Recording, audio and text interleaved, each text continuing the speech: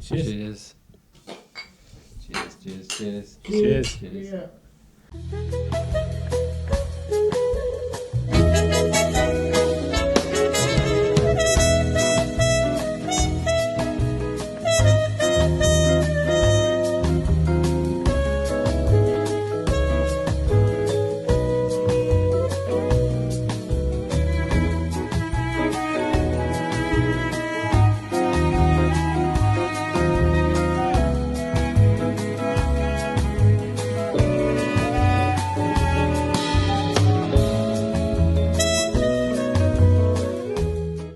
Welcome to the Coping Box. It's Paul and Chris here. We're ready to go. So, episode 1, we have special guests. 2 special guests, 1 extra special and 1 is... 1 special guest. Special. Yeah, 1 extra special. Don't worry, your time will come. You'll be the special guest one day. Anyway, special guest, Tim Ward, episode 1. Hello. Hello. Hello. Yeah, there you go. And then we got guest. Guest? Very special guest. This guy. Special guest. Special guest. We'll call him special guest. I'm not sure I'm a special guest, but... I reckon he's going to be... Sounds better than guest. He's Guest? been around as long as me, so he's special. We'll give him special. There you go. You Extra heard it here special and first special. from the man. Alright. He's been around as long as him, so worthy person at the table for this discussion with Tim Ward. So, where do you want to start? Do you have a place to start with this guy? Do you have a place you want to start? Do you have a place anyone should start with? Because Do you want to start on the whole boring thing? Like, you know, this is where I started skating, blah, blah, blah. Do you want to give us a bit of that and we can Yeah. flow from there? Okay, Alright. so Cool. I'll tell you how I started skating. I think it was in 92, and I was skating with my best friend Michael Kenny from my hometown, and he Is that the dude with red hair? No. All right, cool. Because you had like this sidekick back in the day that kept appearing in everything Clay. you did. There Clay, you go. yeah. Yeah. He had tricks. tricks. Yeah, he was all right. He was Well, there was he Shannon was Johnson as well had red hair. Shannon. Was that his name? Shannon King. Shannon King. Yeah. Yeah, funny story about my friend Clay, who I started skating with. That he wasn't the guy that got me into it, but Clay was kind of like my. We should try this trick, and I'd get him to do it first, and he'd fail, and I would see that it was kind of possible, and then I'd land it first try. Was he the same age as you? Yeah, around about the same age. Yeah. Yeah, but he was very accident prone, and I'll end with him now because he ended up in the circus, and he was actually a clown in the circus, and he ran through a glass door. Was he like the stunt man of the crew? He was the clown, Yeah. and he was also the dressed up clown. So that rubbed off on you then, because you could always run around doing backflips off walls and stuff. Yeah, I guess so, but I wasn't a clown. Phew, really? I don't think I was. Interesting. Yeah, so anyway, his story. I would say there's a lot of people that don't know you that would beg to differ. I was there, man. I beg to differ. You thought I was a I clown? think you were a clown. I think I'm introverted. Yeah, for sure. Introverted clown. But, you know, when you and I are messaging, we can clown. You're a clown. Okay, thanks. That's why I'm a I clown. think people thought you were cool, because you were fun. Personal. As- There's some personality. Yeah. But it was selectively fun. It wasn't always. Maybe I wasn't just wasn't fun with you, Brad. Quietly, you would have moments. Big moments. Like what? Like what? Oh, well. I mean, we sort of touched on... We touched on a significant moment of the history of Tim Ward clowning around. We did touch on exposing yourself. Okay, yeah, okay. And I'm sure a lot of people have... I think I'll just like the shock factor. You know? Yeah. I don't know. Maybe it is a bit weird. It probably is weird, but Were you the sort of guy that did nudie runs? no. Okay, No. cool. But you did get your balls out a bit. Yeah, why not? Yeah. But not as much as... Andy Cruz? Yeah, there you go. We were in a restaurant once with Andy Cruz and a whole hyper crew, and Sesamora was there, and I'm not homophobic, but when stuff like that kind of happens in front of me, I kind of get a bit like, ugh. Anyway, so Andy Cruz, we're in this restaurant and we're all eating, and just out of the blue, Andy Cruz stands on the table in the middle of the restaurant with all the patrons around, and just gets his balls out and starts playing with his balls on top of the restaurant table. See, this is us cutting our teeth as a legitimate podcast, having banter about Andy Cruz getting his wang out at an event. That's I want to go back into this though beforehand. Before we get into like touring stories and stuff, like what interests me a little bit, and I'm sure other people who listen to this, is like you're in Australia. Shout out Jump Street, by the way. No, yeah, shout out guys. But 1992, you pick up skates and stuff. Like, how does that happen? Because you're from Melton, right? Like, yep. So you're in Melton. Do you go? Oh, like how did you get into it? Like, where did it come from? Okay, I'll tell you as quick as possible. So, like I was saying before, I had a best friend, Michael Kenny, and he was my primary school friend. Uh-huh. He had a girlfriend in high school, and we would just go and hang out at her place, and she had a pair of Malibu skates, like the really old skates with the like really the pink and purple, hard plastic wheels. And me and Michael would take it in turns and using them down the driveway. And there was something about that just really, I don't know, I was just really drawn to it. It was like wheels on your feet. You done BMXing, right? Yeah.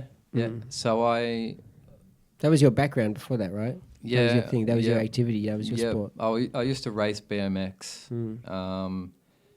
And I think I only lost one race, and I was going to race for Victoria and for the Victorian team, and my dad decided to go to a Christmas party instead on the day that the Victorian titles or the Australian titles were on, and that was the end of that. I stopped riding. Really? Yeah. Did it leave a big emptiness in you, or you're like, whatever, no big deal? I was pretty young. Yeah. So I was kind of just living life as a young kid. Activity to activity. Yeah. Like I had fun doing it, but I probably wasn't maturely invested in it. I just did it. So when did you start doing tricks? Because you were around before tricks were around, and then tricks before some tricks weren't around yet. So you picked the Malibus up. You had the Malibu. Okay, so we'll go back to the Malibus. Yeah. So then we would pinch her skates and then go to our high school and take it in turns in jumping stairs and stuff, and would jump over bins, and just this was even before dead air. So then that was around about 92. 93 I entered my first ever skate comp, and I couldn't even drop in on a mini ramp. That was in St Kilda. And would that be the first time you saw a ramp, or was it? That was probably the first time I saw a ramp. Some Apache contest or something like that? Apache guys were there. Scott Bentley was there. I remember seeing him skate vert and with Tom Fry, and I was just mind blown. And I entered the comp, the under 16s mini ramp, came dead last. Who came first in the mini ramp? Probably Alexi. Mm-hmm. Yeah. So that's the dude with the blonde hair from Hoax 3 hindering. It could have even been the little smart ass. Could have even been Jonas Marnell. Oh yeah, no kidding, dude. Yeah. Here you go. The guy's the next door neighbor to my sister. I kid you not. Yeah. Yeah, Jonas is. Yeah. So Anyway, so 93, I entered the first comp, came last, mini ramp, learned how to drop in. Still primary school at this time, or like a junior high school sort of? Yeah, junior high. Came dead last, and because I just realised that there were ramps that day, from that day on, I just kept on skating ramps. The year after that, 94, I came first in under 16 vert ramp for Australian titles. And then the year after... Who else was on the podium with you? It would have been Alexi. He was the other Grom. And probably Jonas. So that's Louis Manel's brother. Yeah, Louis Manel, Australian Skater of the Year from back in the day. Yeah. No, Louis. Oh, it was Louis. It Yeah, wasn't that's Jonas? who I'm thinking. Oh, really? The Jonas is So his you knew older the brother. Jonases. Well, Yeah. yeah. So Jonas was the younger brother, right? Yeah. And Louis was... No. Jonas is the older. Is the older? Ah, cool. Louis, And Louis died of asthma? Yeah. Oh, no. Was it diabetes? He got really sick from diabetes yeah. all of a sudden. It was like and the Nike Pro, yeah? passed Yeah. away. Okay. Yep. Yeah. Nike Pro. Yeah, skateboard. amazing. yeah, One of the yeah. best skateboarders Australia ever produced, Yeah. and dreads and stuff. was right? humble Yeah. about his Yeah. rollerblading origins. Let me tell you. Yeah, Yeah, so lovely guy. I stand corrected there. It was Louis, not Mhm. Jonas. Jonas is his older brother. So Louis was on the podium with you. Yep. Louis Marnell and Tim Ward once shared a podium together. There you go. Yep. Okay. And the year after that was 95. And that's when I came second in vert and first in street. And that won my first ticket to overseas. And that's when everything happened. And so two overseas. Where overseas and what was it? What was the event? Okay, In so 95. well, it was 95 was the first year of the X Games. Yeah. So I was invited to that. That won me a ticket, an invite to the X Games. And there was a whole bunch of NIS comps as well. My first comp in America was, when I first arrived in America, I arrived in New York. And we stayed at Arnie's place. Do you remember Arnie? Yeah, in the bottom line, just A-N-I. And Yep. everyone thought it was a chick because it was long hair and just like... Yeah. No, really So- sit down style. It was different style, so we just figured like, Arnie must be a chick. So me and Manuel arrived and we were staying at his place. And we got to his place and everything was shut. But there was a convenience store open downstairs and me and Manuel were hungry. So we decided to go downstairs and go to the convenience store and just have a look at it all the different types of bubble gums and stuff, you know, what we don't get here.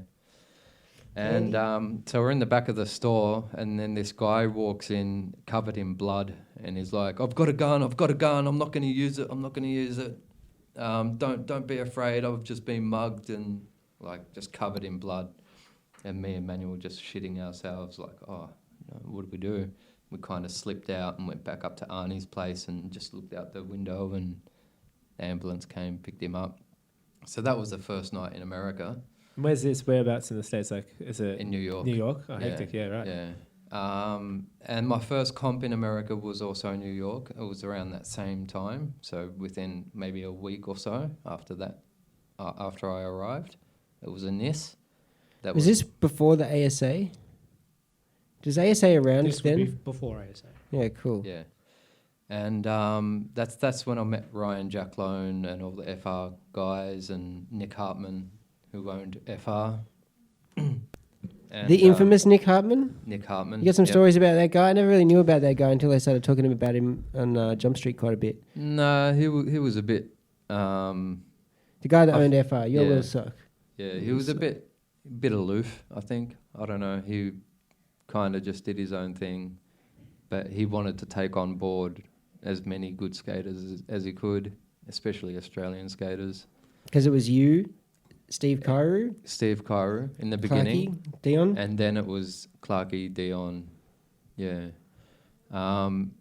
And my first comp at NIS in New York, I was with Ryan Jacklone, and I don't smoke weed, and I've never been a weed person. And me and Ryan are walking towards the comp, and he pulls out a little, like, pipe, and he's like, "Oh, do you wanna have some weed?" And I'm like, young, and I'm like, "Yeah, okay, no worries, whatever." So we went in an alleyway, and he got me really stoned, and I thought, "Oh, this isn't gonna be good." And what were you, like 17, 18? 16. 16. Yeah. How I thought I was being nice like there. you're traveling, right? So they've given you a ticket and stuff. Do they give you like cash for that as well to be able to travel, or do you have to win your prize money, or how does that work traveling wise? I just had a bit of money, I think, saved up. There was the only thing that was paid for was the airfare. Yeah, right. And that was from the Aussie titles. Because I've always wondered that, like particularly, like I guess this is pre-sponsorship, I'm assuming, right? So Yeah. you don't have like. I don't got have sponsors there. Yeah, okay. Just local Australian sponsors. And they wouldn't have really given you cash or anything, so you kind of just. They were supportive, Yeah. but not financially. Yeah, okay. But they were a big support. Yeah. But so anyway, I was really stoned, and we got to the comp, and I think I I think maybe he was trying to sabotage me. Maybe not. I don't know. We'll call it sabotage. We'll So call it we'll sabotage. Yeah, yeah. But it ended up being one of my most creative runs I've ever had, and I won. So, yeah. Yeah, so that's the story. The story of my first comp. What was it in your run that you did that you wouldn't have normally done? Well, I was just. I did a really big wall ride. They had 2 quarter pipes alongside a 40-foot container sort of truck, and I did a really big alley wall ride over that, and just a whole bunch of different kind of grinds, and my whole run was just a bit more creative than I probably would have done, and I think that was mainly because I was stoned. Courtesy of Ryan. Done. That's it. Thanks, Ryan. Appreciate it. On the tip of creativity, you're a pretty creative skater by reputation. Innovative. Yeah. Who was it that inspired you? Who did you think, I really like the way that guy skated, and I took from him? Back then, there wasn't a lot of varying styles, but there was. Okay. So there always is. But you want to talk about who my biggest inspirations were? yeah, at the time. At the back time? then. For sure. Okay. You know, you watched some videos, and what was it that stuck with you? What Well, section? Chris Edwards, because he was gnarly. And my biggest influence of all time would be Tom Fry. He was just, he just had a certain flow about him, and he was willing to try things that other people weren't doing. And that was just really, what's the word? I was just really drawn to that. Yeah, Yeah. it rubbed off on you, huh? Yeah. Yeah, because I tend to get sick of things really quickly. So, you skate mini, vert, street, whatever, park, Yep. and you know you've been asked so many times what's your favorite or whatever. But being good at all, is that probably because you'd get sick of one and then move to the other and move to the other and move to the other? Or were you just happy trying to innovate and create on whatever terrain it was? Well, I when I first started skating and skating well, I was skating vert, and I was skating vert well. And Manuel Balearis was also my big influence as well. Yep. He was like my mentor. He would come to my hometown and skate my I ramp. was going to say, because where was Tom based at the time? I'm not sure. Melbourne I or think Sydney? Melbourne. Okay. It was Melbourne, yeah. But he was a bit of a floater, I think. Manuel was my mentor, and I never really thought of it as a mentor until, you know, I grew up and reflect on it. Well, I've always had a theory though about Australian skaters compared to like the US or Europe or something. It seems like in Australia everyone skates everything. Like no one really goes, oh, I just skate this or I just skate like that. Everyone's like down to go on session, whatever. Yep. Do you see that when you travel overseas? Like there'd be like people who are stuck. I just would skate vert or I just skate street. There's no one sort of, you know, sessioning kind of everything or. Well, I think a big problem for American skaters around that time, 95 and earlier on and a little bit after, were legal issues. Access To the like actual spots and stuff. Skateparks Yeah, and stuff. right. Okay. Because we had a lot of vert ramps and things. Yeah, they didn't have a Paran concrete ramp. bowls and stuff. Yeah, we're blessed with so many skate parks in nearly every suburb that we live in or that exists. Yeah. In America, around that time, public skate parks weren't a big thing, and even I even had trouble skating the YMCA skate park, the one with the blue bowl vert ramp. Yeah. I was underage at the time, and they wouldn't let me skate, and we were there to film some of the hoax video, and I had to try to fax my parents to get them to sign a waiver. Wow. And it was a completely different time. You know, they were asleep, and I was trying to get in touch with them because we're at the YMCA, and we wanted to skate and film. Did you just forge the signature? No, we got it done. I was going to say the Yeah. clip. Yeah. He does a song ride 450 back in. That one's Switch too. Switch Soul 450 back in. The one that I used in the edit. I left foot. Yeah. Yeah. Yeah. So This guy. I want to get to the bottom of this. See how much credit he's been copping for where it's due. So you five one way, and you can five the other way, right? Yep. And you can mctwist one way and mctwist the other. 720 one way, Yep. other way. Yeah. And you backside and front side, like you've done through kinks both ways. Yep. Handicap rails both ways. Yep. You shifty both ways. Yep. You KG with your left. Yes. I got clips of this guy And right, throwing up the and switch. right. Okay, cool. Yeah, Which yeah. one's You switch? can do both. Do you Which have one's a switch? My left is natural. Yeah.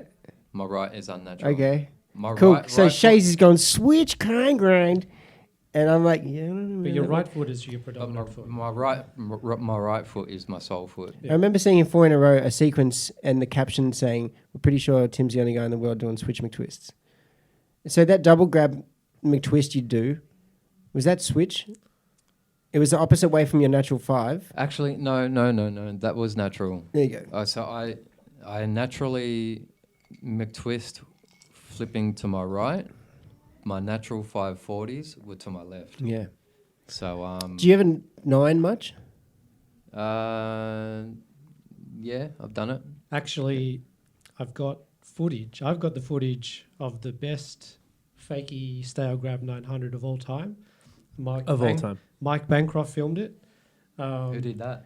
You. Yeah, because he would have done it like he does those fakey stale Yes, 7s. exactly like the Yeah. fakie 5 stale. Did I really? On Paran. Yeah. I have the clip, and I'll there you go. I'll send it to you. Okay, It's so beautiful. I remember seeing you doing That's flats. Did you ever do flat spins both ways? I tried. Yeah.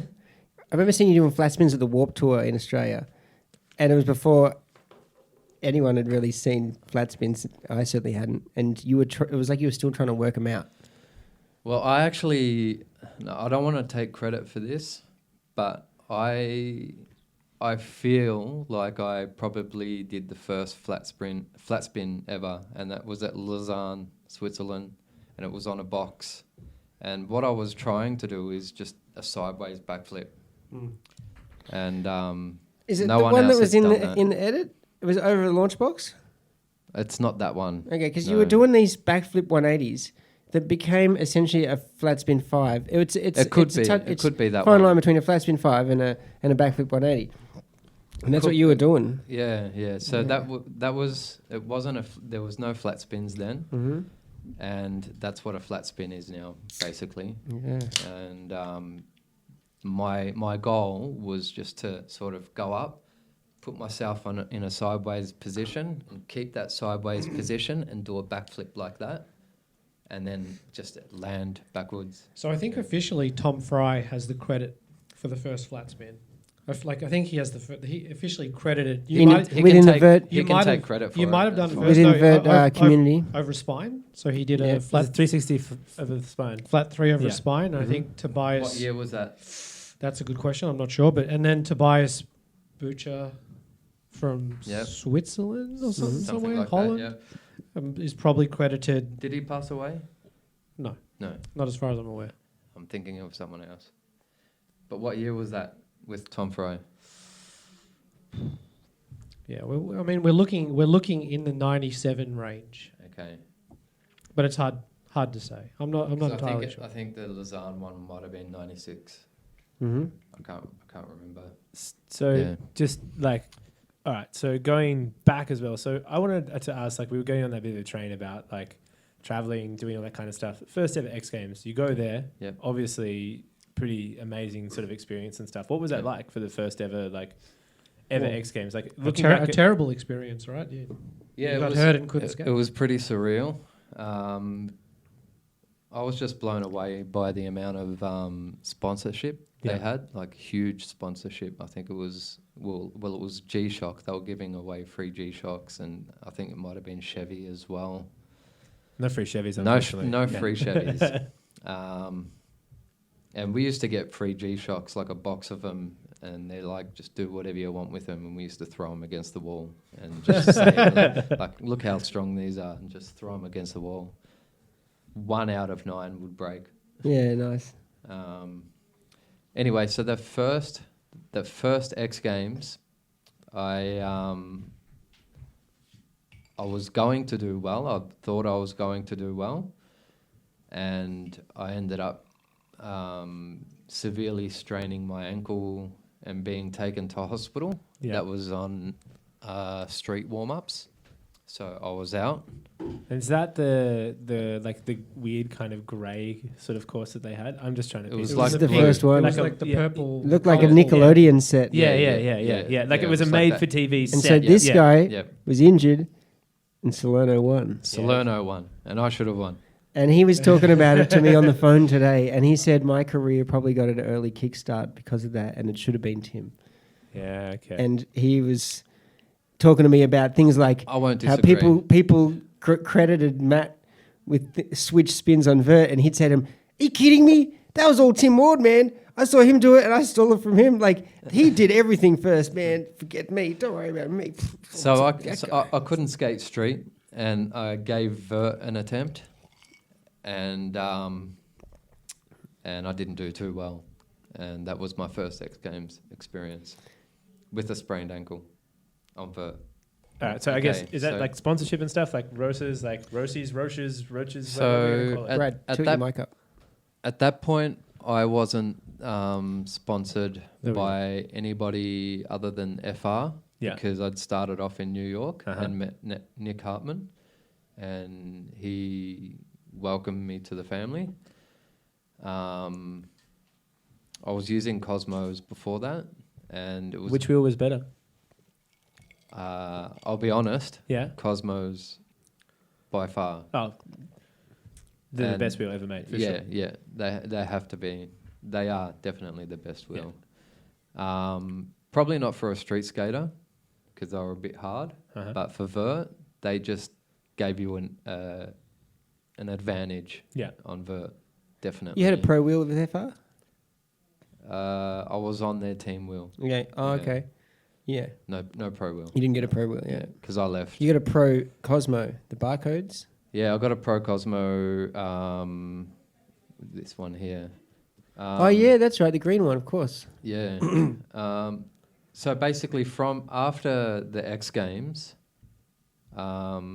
myself, Manuel, Micah Palick, Brooke Howard Smith, and Scott Bentley both got invited to Austria, to the oxygen factory, and they took us on. So I was sponsored by Oxygen. Who knew that? Anyone? I Did you? was going to say. I didn't know that. No. do you know- I'm do you trying know- to think. do you I'm know- trying to think I which definitely didn't know which that. era of the video was he skating in oxygen? I never pretty seen sure you wear any I- oxygens. No, Yeah. Ever. There's a photo in. He said he had a pair of those and a pair of those. Yep. I remember him in every colour of Majestics and every other Rochers skate back then. So from but America, from America we went to Austria, and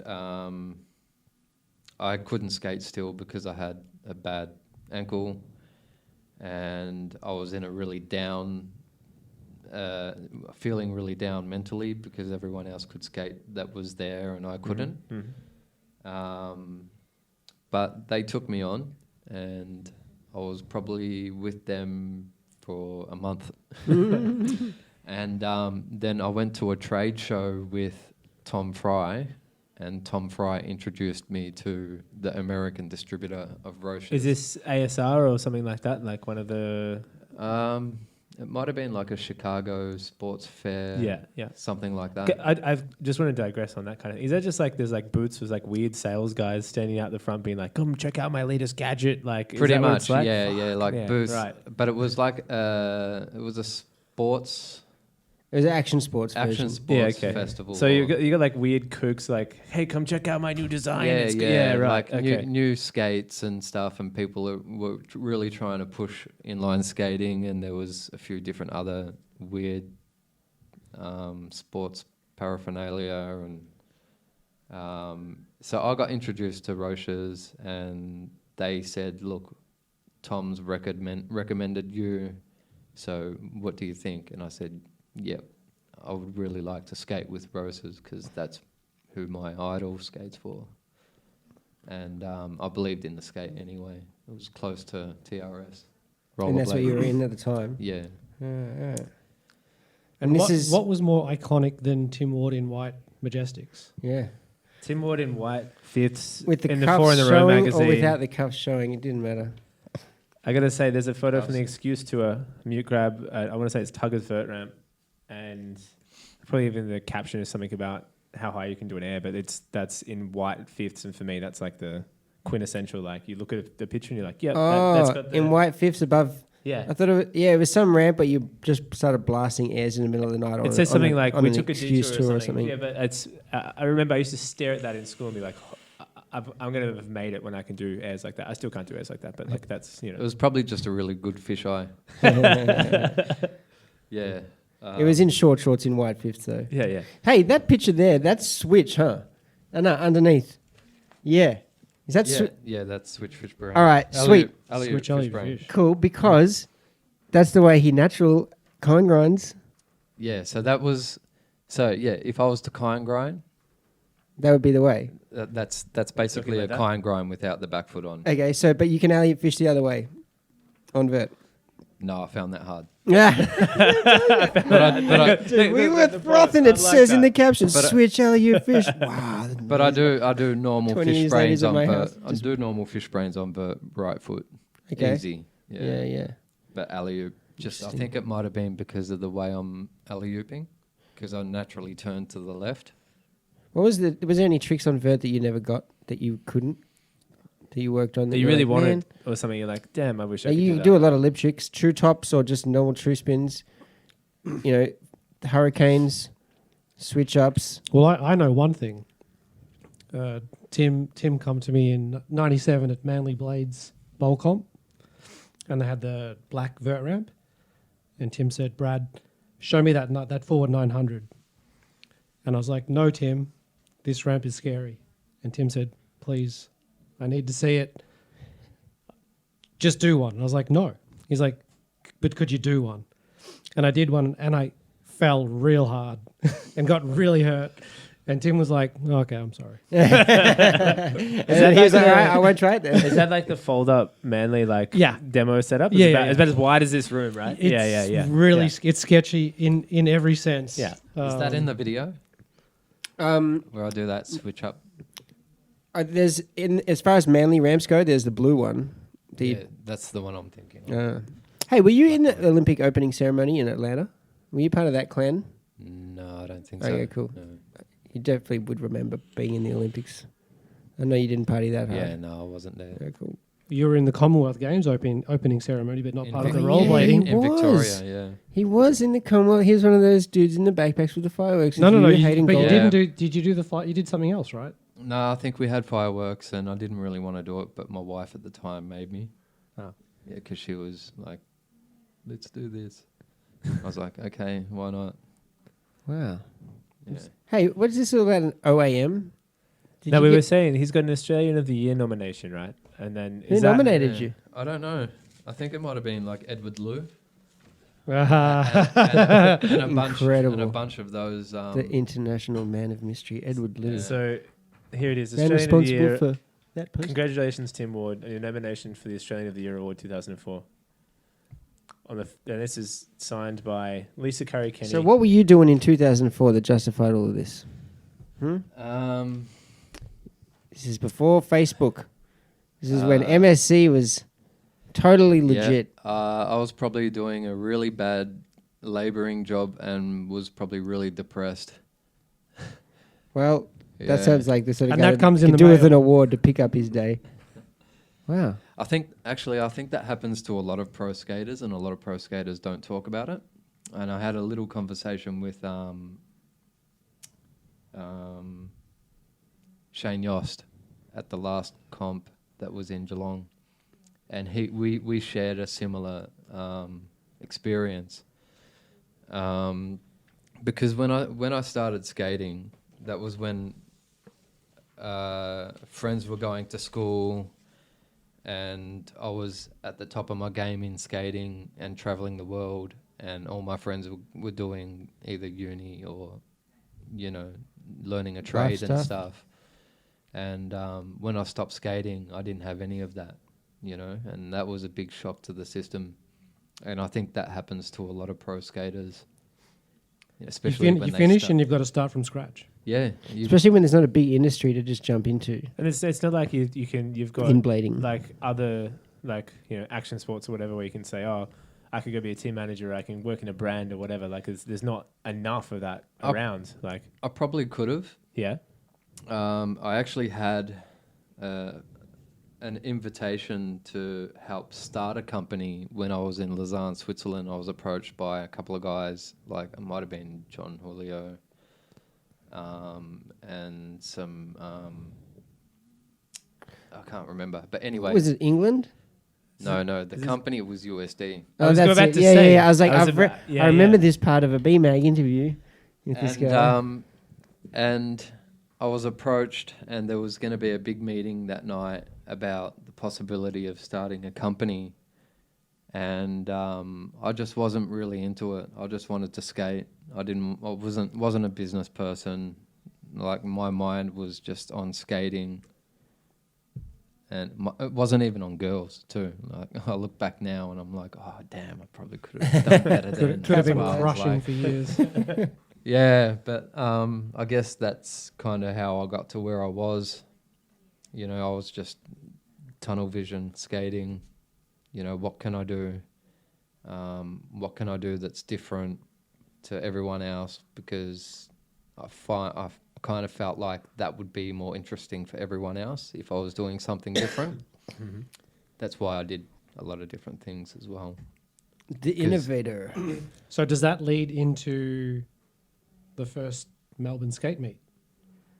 Because skate meets, to my mind, weren't really a thing before you well, sort of... Well, the reasoning behind the Melbourne skate meets was I wanted to try to get back into skating because I'd had a break and whatnot. But I also wanted to utilize my connections and try and utilize my connections so I can introduce younger generation to better skaters.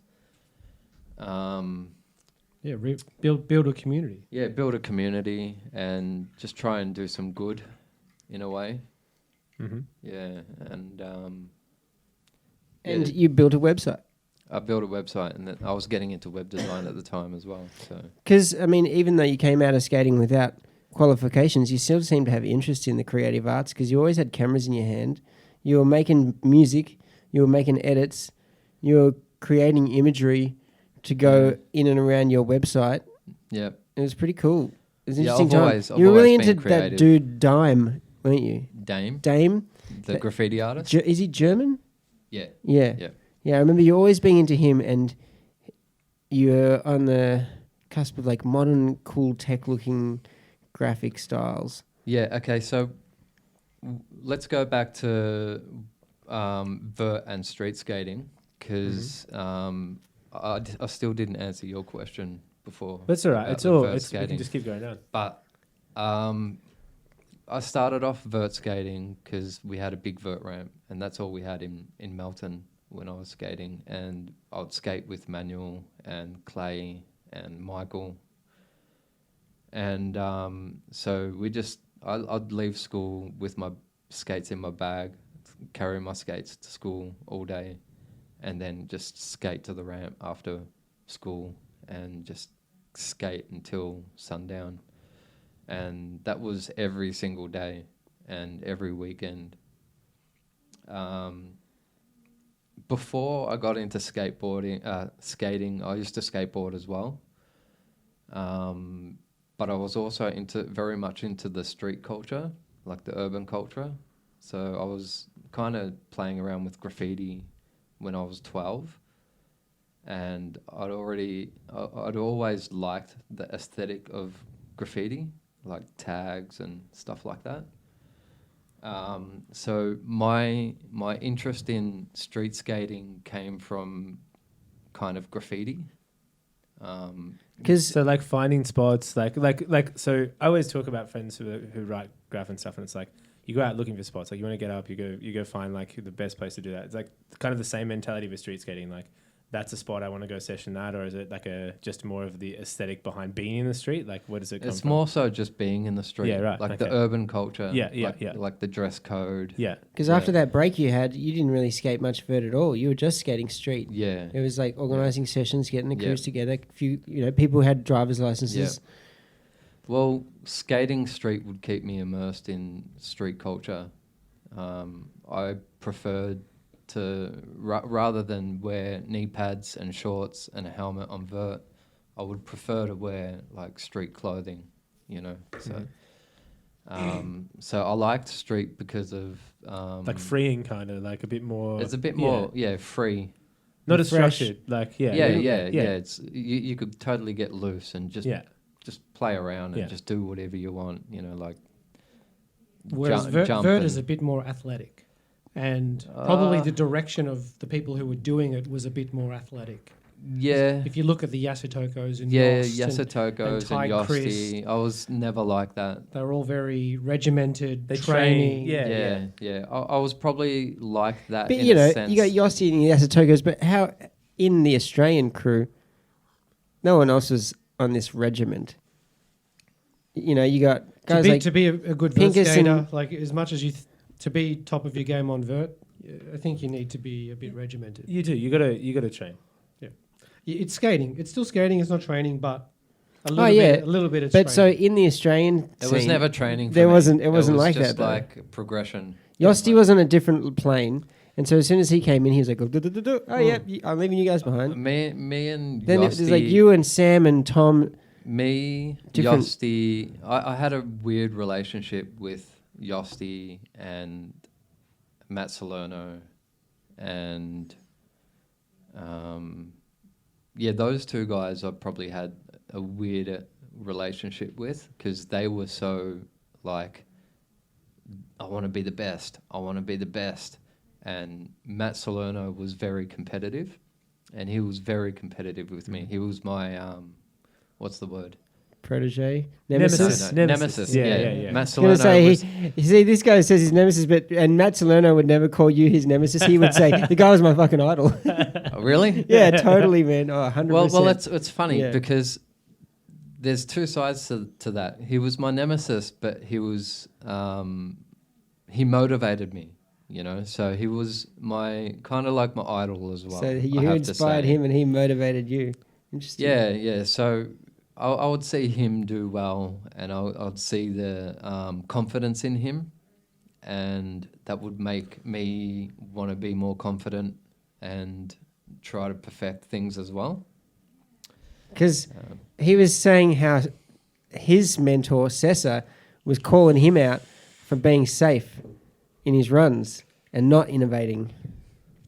And he was saying how you I could probably see that. were not necessarily putting together perfect runs, but it was far more interesting. I'd say, but I'm gonna segue there a little bit. Like you watch someone like say Cesar, Salerno, those guys I put on the same sort of plane. Like it's that almost perfection style of skating. Whereas someone like yourself, it's much more interesting to watch because probably that you're talking about that. I don't think I had much style. No, but that's the don't thing. You've got that style because Controlled, sketchy, Controlled, like organized chaos is the words that that's Salerno used. It's organized chaos is perfect because it's not. I think like skating, it's got to have personality, right? Yep. If it doesn't have personality, it looks robotic, and when it looks robotic, it's just boring. Yeah. And it can be the hardest tricks, whatever, just wall to wall on a vert ramp, versus someone who's on the very edge of control, but somehow just makes it look good. And it's, I think, style is something that you can't force, you can't train, you can't do. And you're either born with it, you have it, or you don't. Yeah. And like there's a difference in styles, but for me personally, I much prefer to watch like that, just edge of control kind of style. It just looks so much better. Yeah, I hear you. I understand what you. Which is what why you're you were the saying. skater's skater. People that knew were really like, all right, interested to see what you did next, because you did it in a way that not only was mind blowing but also looked human. Yeah. So it meant that Yeah. I could maybe think about trying that, but that's just crazy. But it wasn't like it's so far fetched as like, say when Aragon came on the scene and started doing 540s to grinds and landing all perfect, everyone was like, whoa, you were controlled chaos. He was just. In my mind, Plain vanilla. Aragon was probably one of my favorite skaters to watch. Mm. Yeah, he he just had a finesse about him. Yeah. You know? The combination of total skill Yep. and style. It's Yep. too perfect for me. I prefer like DL or someone like that, just on that edge of like little bit of just sketchiness, but mixed with that same finesse as well is what is Well, also, personal preference. Like that's Aragon never had very significantly creative spot selection. Yeah, that's true. It was very meat and potatoes. And so what about you with your spot selections? It wasn't even necessarily some crazy tech, I'm going to tap off the wall here, but you would end up innovating at whatever spot you were at. Yeah. Even if it was a normal down rail.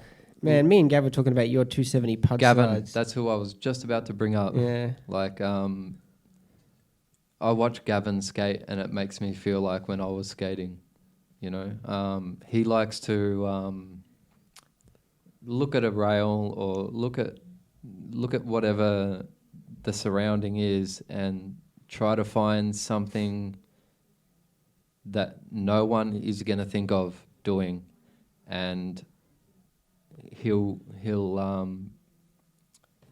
think about it and visualize it in his mind and then do it, and that's how I used to think as well. Well, I think, and it would be interesting to discuss how you put together the sections in Festival of Madness. Which one was that? Well, The one with the The- double section of Mini's Crisis. the 1 inch double punch section. track. It looks like it was all shot in Sydney. Yeah, probably. Yeah, it was Sydney guys. Two of the wildest sections of skating you'll ever see. Okay, and yeah. Some of the transfers, rail-to-rail It was transfers. about 7 years ahead of its time. And I mean, Okay. people can't do that stuff today. You- I doing know the talks. Festival of Madness now. you were doing It's talks coming back before to me. talks were a thing. Yeah, that's right. And you ended up doing that talk that I put in. You did this little back talk on this little P-rail at a park. And That was that's Canberra. That's Belconnen. That's the Old opposite Belconnen. way from you doing front talks on all the vert ramps. Is it? Yeah. No, I don't think it is. Totally. It is. No, it is. It is because Your back talk with your I right think hand. back I just talk like on the no, sorry guys, No, I no. did it. I don't think it is. And the blade Yeah. notes here are like, Yeah, yeah. I'm telling you what you did. All right. because Okay. you were turning right natural. You were turning natural onto a left foot That was right talk foot. on vert, On vert, you do it on the Okay. left. but the back talk was the right foot. Was that a big deal for you putting out that Festival of Madness part? Because it still resonates today. People still talk about it in the Australian scene as like, oh my God. Really? Yeah. Because I don't think people would realise how early that was. Yeah, that's it. Because I'm thinking like it was one of the great VHS productions. What year is that? But in the 96, VHS era, 97? yeah. Before No One Mr. Nice Guy and 96, I think. Is Yellow that Brick with Road. Could have been 96. It was just Wow. before Yellow Brick Road. with the purple helmet clips? Is that the Yeah. where I'm? Yeah. Yeah. Cool. I don't know. And then you made all the Spencer Frank stuff. You did No More Mr. Nice Guy. Yeah, so I toured with Spencer. He dragged me along. What's the across deal Europe. with this guy? This guy made Crank, No More Mr. Nice Guy, back in the day, So One Love. He was a skilled filmographer, and he used to like using, what is it? What's that? 35 mil. Yeah, 35 mil. And I saw you guys in the city one day where you had your like light blue Senate jumper on, the one where you did, what's it called? A 9 bar down the City Square planner. Gav called it a 9 bar, where it's like shifty Yep, 1 yep. foot and then Yeah. toe roller down. And you were holding this gigantic cinematic sized camera. And I'm like, what the hell? Yeah. So he got Spencer Franks. Is that his name? Yeah. Yeah. He managed to organise sponsorship from Rochester and maybe crank straps. Because they as would have well. had to. Because a 35mm film, like, that's expensive. It was an expensive project for him. So basically, he wanted to do a lot of filming in Europe. So I toured with him in Europe in a like a transit van. Yeah. Along with Toto Gali, who owned what was it? Out remedies, like yeah. Once Out Upon a first. Time. Once upon a time. The Yeah. pop- They Puppies made, and they the made like daisies. quad skates and stuff first, I think, is the story. And then I think so. Yeah, Yeah. He was a quad skater. Yeah. In the beginning, and Him and Kato did. Kato. Yeah.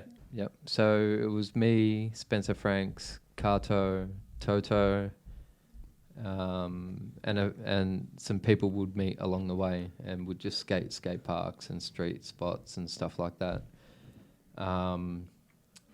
Spencer Franks and Toto got into a big fight. And Because Toto's a big personality. Toto's a tough guy. Yeah. And it's not someone you want to mess with, especially when you're in his home country. Yeah, We were in France at the time, and they had a falling out. I think Spencer might have owed him some money, and they were going to have a punch on, and Spencer's a black belt, and and Have a fight, see who's the best, basically. And have one of those and moments. It wasn't gonna end Toto's like, yeah, it was like that. And Toto's like this really crazy underground, don't mess with me kind of guy. And I remember Toto was threatening to have him murdered and buried under the catacombs. This is in Marseille, isn't it? In France. Is this in Marseille? The catacomb? Okay, so that's Paris. Because Paris, I know you were yeah. in Marseille. Yep. And we had to bail because he was shitting himself because it was legit. Wow. Yeah, right. He was really gonna cool. fuck him up. So that Over how much, I wonder? that changed a bit of the tour a little bit, but we continued on. And was Kato still like, you guys don't get along, but I'll still skate with you? Or was he out as well? No, he was out as well, I think, from memory. Yeah. But that's that's one story. Dude, that But like video... these tours as well, like do they get to like a rock star kind of level, or is this sort of still early days? Yeah, it was kind of rock star level. Yeah, so you like because I'd arrive in towns and like would do some skate shop visits. so is that sort of paying the way by the sponsors? So that's like the condition, like go do this Yeah. and then you can skate and film and stuff. Yeah, right. Yeah, Right, okay. yeah. So like media presence. Yeah, and, yeah. Skate presence.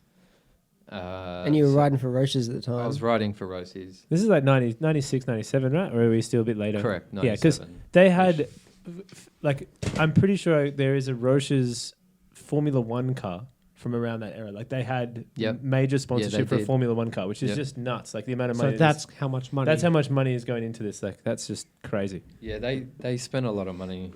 There was a lot of money. It was the golden era. 97 to 2000 was definitely got the golden era Yeah, yeah. of There skating. you go. 97. Says it on the actual Yeah. tape. They skated in Albury in this. Mate, I've got a soft spot for skating Albury for sure. But like, so they got that much money and stuff. You're making decent sort of cash at this Well, point, or is it? How does that work? Well, after I won the X Games in 97, and we'll get back to that story, the X Games experience, I then flew to the Rosa's factory, and all the skaters at the time had the opportunity to have a private meeting with the owner of Rosa's to discuss wages, what we're worth and stuff. And Sessa actually gave me the courage to ask for more than what I would have asked for.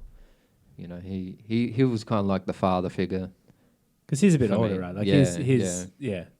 He was definitely the father figure. I did a lot of touring with him, hotel stays and stuff like that. But I remember a conversation that he had with me when we were at, it's called Montebelluna in Italy. Yeah, yeah. A big factory, big roasters factory, and out the back they had a skate park, which was the research and development skate park Facility. So we'd have a meeting with all the scientists and engineers and designers and stuff and whatever. Yeah. About the product. They would introduce the product on a big round table, all these corporate people, and then you've got these trashy skater kids like just sitting there as well. Was there ever points where they put something forward and you're like, what the fuck is that? Like, what? No. Like, was that ever, or is it kind of, they were always kind of on the money? They were pretty good. Yeah. Like they knew where they were going. They were innovative. Yeah. For that time. For that time. So basically we would have a meeting, and then from that meeting would take the product and go out the back and have a skate, and like all our skaters would session the skate park for maybe 4 hours or so. with the new product, which was the Majestic 12. Who else was in this test and research development team? Tom Fry, Manuel, I think. He might have been on I think he was Oxygen. still on Oxygen. Like yeah. Renee and stuff as well. Like Renee Holgren, John Julio, I think, as well at the time. In fact, it's probably on the back of one of There's lab coat photo The lab coat, the lab coat, yeah. It'll be on the back of one of these. featuring Brian Bell, Yeah. Rollinson Rivera. So we'd test the product, then we'd go back and we'd have a second meeting and would say, this is no good. This needs to be wider. Yeah. This clip's shit. You need. So we basically designed like the inner side of the sole to be wider. This was the. This is before negatives were a thing, but they were going to be a thing if they designed it wider. Not the Majestic 12s. What were the next ones? Fifth Elements. Yeah. So that's when the inner side was a bit wider And flat too, and right? flatter And that's a and big flatter. thing, yeah. Yeah. And also Probably the first time. also the Apart from razors, the super flats. Super flats. also Ahead of their Okay time. too, maybe. I don't know. also the clip didn't have like a protective section that comes up. Oh yeah. So you break them if you slip and stuff. Hang on, what yeah. didn't? Like on the cuff. Yeah, what Magis did? Why did they have it? Majestics Yeah, did? yeah. You sure? Yeah, definitely 100% for sure. Well, it might have been the Majestics Yeah. then. I don't know. But yeah, basically we had input. Oh, I into tell you what, that. they had cuff bolt deflectors on the fifths. Had what? Mm-hmm. Cuff bolt deflectors. Yep. They didn't have the buckle deflector. Wasn't the new pub, but the cuff bolt deflector. And was. did the Yeah. fifth, was the fifth the first memory buckle? First memory buckle? No, Not they the were fifth. normal buckles, I think. It was like the. It was the later Cootie. in The Cootie, Roches's. the Cootie was the first one. Oh, I gotta ask though. So, you guys did a good job because we're still making the M12 and they've just re-released the fifth. The boot itself Yeah. has been around since like 71 or something. 79. Yeah, so I think it comes from a it's ice the old skate. Roche's ice skate or ski boot molds. Yeah. And yeah. it's the same mold. Yeah. The You fi- got- oh, like- sorry. like- You got any questions, Brad? Hey, he wants to- For you. Lots. We'll get there. What do you think about like overall Roches as a like they're obviously good to you and stuff and like you wouldn't have been able to do what you're doing without them, but did they get it? That's the question that I've got because I feel like they just don't get it. Like At now, the moment, at I the don't know if you've moment, been paying attention, I don't but know, it's kind of At weird. the moment, no. Yeah. No, they're not progressive. yeah. They're just sort of. I feel like I've only taken a brief look at their websites and stuff and what products they're doing, and I feel like they're just grasping onto something. Like, did they try skateboards? They make them, No. yeah, they make them, but Do it's they? it's not Yeah. like they make everything. It's like they make ski boots and the whole lot. It's, yeah. I don't know. Maybe they're just trying to go where the money is. I'm not sure. Yeah, Like yeah. It's a family business, though, right? It is a family business. Yeah. Did their team manager have every interest at heart How is it? Yeah. for the right? You know, what was it- Francesco. Yeah, Francesco. who was Okay, running the so- show for you guys? So Francesco Mattioli, I think his name was. He was our team manager, and I didn't get along with him very well. I was a bit of a pain in the ass. Not in a like a spoilt brat way. I was a bit of a shit stirrer. And You're Australian. I'm that's Australian. It, that's A it, bit of a yeah. clown, you could Yeah. say. Yeah, maybe a clown. Yeah. So I don't think he liked me very much. After I won the X Games in '97, he didn't send me back to defend my title in '98, which I thought was weird, and I didn't really argue about it. But It's very it weird. just sort of, I just did other things. I've just won the biggest competition in the world, yet you won't send me back. Yeah, right. Yeah. Okay. A lot. Yeah, there were a lot of funny things that happened with the Rochers, especially the way they dropped me as well. They just dropped me via email, And was that Francesco signing off on that one? it could have been. I can't quite remember. What year is that? Like That was 2000 or the end of end of '99. yeah, right. My last skate comp in America was the NIS at Los Angeles County Fair. I like how that was read off there as well. Like real quick. Like where was that? Oh yeah, cool. Yeah, so that was 1999. That was my last American comp. And was that where you did the 360 topsoil? disaster. You won that comp as well? That was for that trick. Oh, Yeah. wow. So that's Are you kidding me? For Was that that landed? trick? Was that landed or almost. almost? How Okay. good All is right, that? This all is right. what I mean. So The that's- significance this is of this guy's skating. Yeah. It didn't even get landed. So it was. It's an ad. Is it a Jethro It's ad? so ahead of its time. Yeah. I don't know. No. Maybe. Yeah, it was a good Jethro ad, It was wasn't it? I've got the ad here. That's one of the things I Yeah. wanted to ask you about. Right there. Oh, there it is. There it Yes. That hover. That hover, Yeah, man. so I didn't quite land it, but it was so you did a gnarly, Luke Hang to it as well. so gnarly enough that they decided that it was the Senate Best Trick winner, US champion. Wow. Yeah. I didn't know you won an award for that because it was one of the clips of the video, man. It was in a VG. Yeah, so where do we go from there? Well, you did mention the X Games and you do have some pretty significant pieces of metal over there. So do you want to show off those things? This guy came first in vert and second in street in the 1 year. Is that right? Yeah. That's okay, right. So that's the Yeah, no kidding. 97 X Games gold. It's not often you get to hold an X Games medal, right? Like that's And a. That's the Well, bit of lucky you got two rarity. hands You because can there's hold two silver. things There's coming two in. coming in. Like Yeah. I gotta. So this is the year that Feinberg came first when on his 16th birthday. Yeah. Should Feinberg have come first though? Do you reckon? Really? Okay, let me tell you the story about 97 X Games. Okay, they're so heavier. I was Heavier than I feeling thought. pretty confident on the Saturday, which was the vert comp, and Cesar Mora. I kind of feel, and I hope he doesn't hate me for this, but I kind of feel like he was telling me all day that I was going to win, but I could kind of sense that You were going to win what? The vert? the vert, Yeah. and I could okay. kind of sense that he really wanted to win, and he was just trying to make me feel good. Yeah, so I ended up winning that. Now, when it comes to media presence or being in front of a camera, I generally shit myself. So I won the competition, and then the X Games staff pulled me aside and said, "Right, you've won. Congratulations. Now, can you please come to the media tent and do an interview?" Anyway, I said, "Yeah, no worries." I picked up my bag and I took off straight back to the hotel room Damn. because I was too scared to be in front of the camera. Wow. And ESPN, they need that All American boy being Yeah, there. they need that. Yeah. And I'm not. No wonder you didn't get invited back. I'm not. Or, like sent back by Rochers. What's it? Petty? What's his name? Josh Petty. I'm not Josh Petty. Yeah, Like yeah. I can't, be all about me and stuff like that.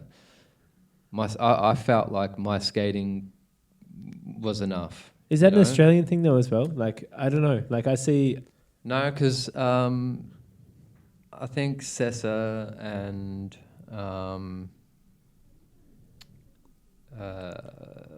Tom Fry was a bit mellow. I wouldn't say Cesar was charismatic, but he was professional. Yeah, in front of the He came camera. from like professional sport. And Tom stuff, Fry was so- the goofball. It could Yeah. just be like a radio Yeah. host and be like, Yeah. "Oh, so we're the Roasters factory," Yeah, I couldn't do it. Yeah. Like Okay. I had nothing So to say. Like, you what am seem I to gonna have a say? camera in your hand a lot over the years.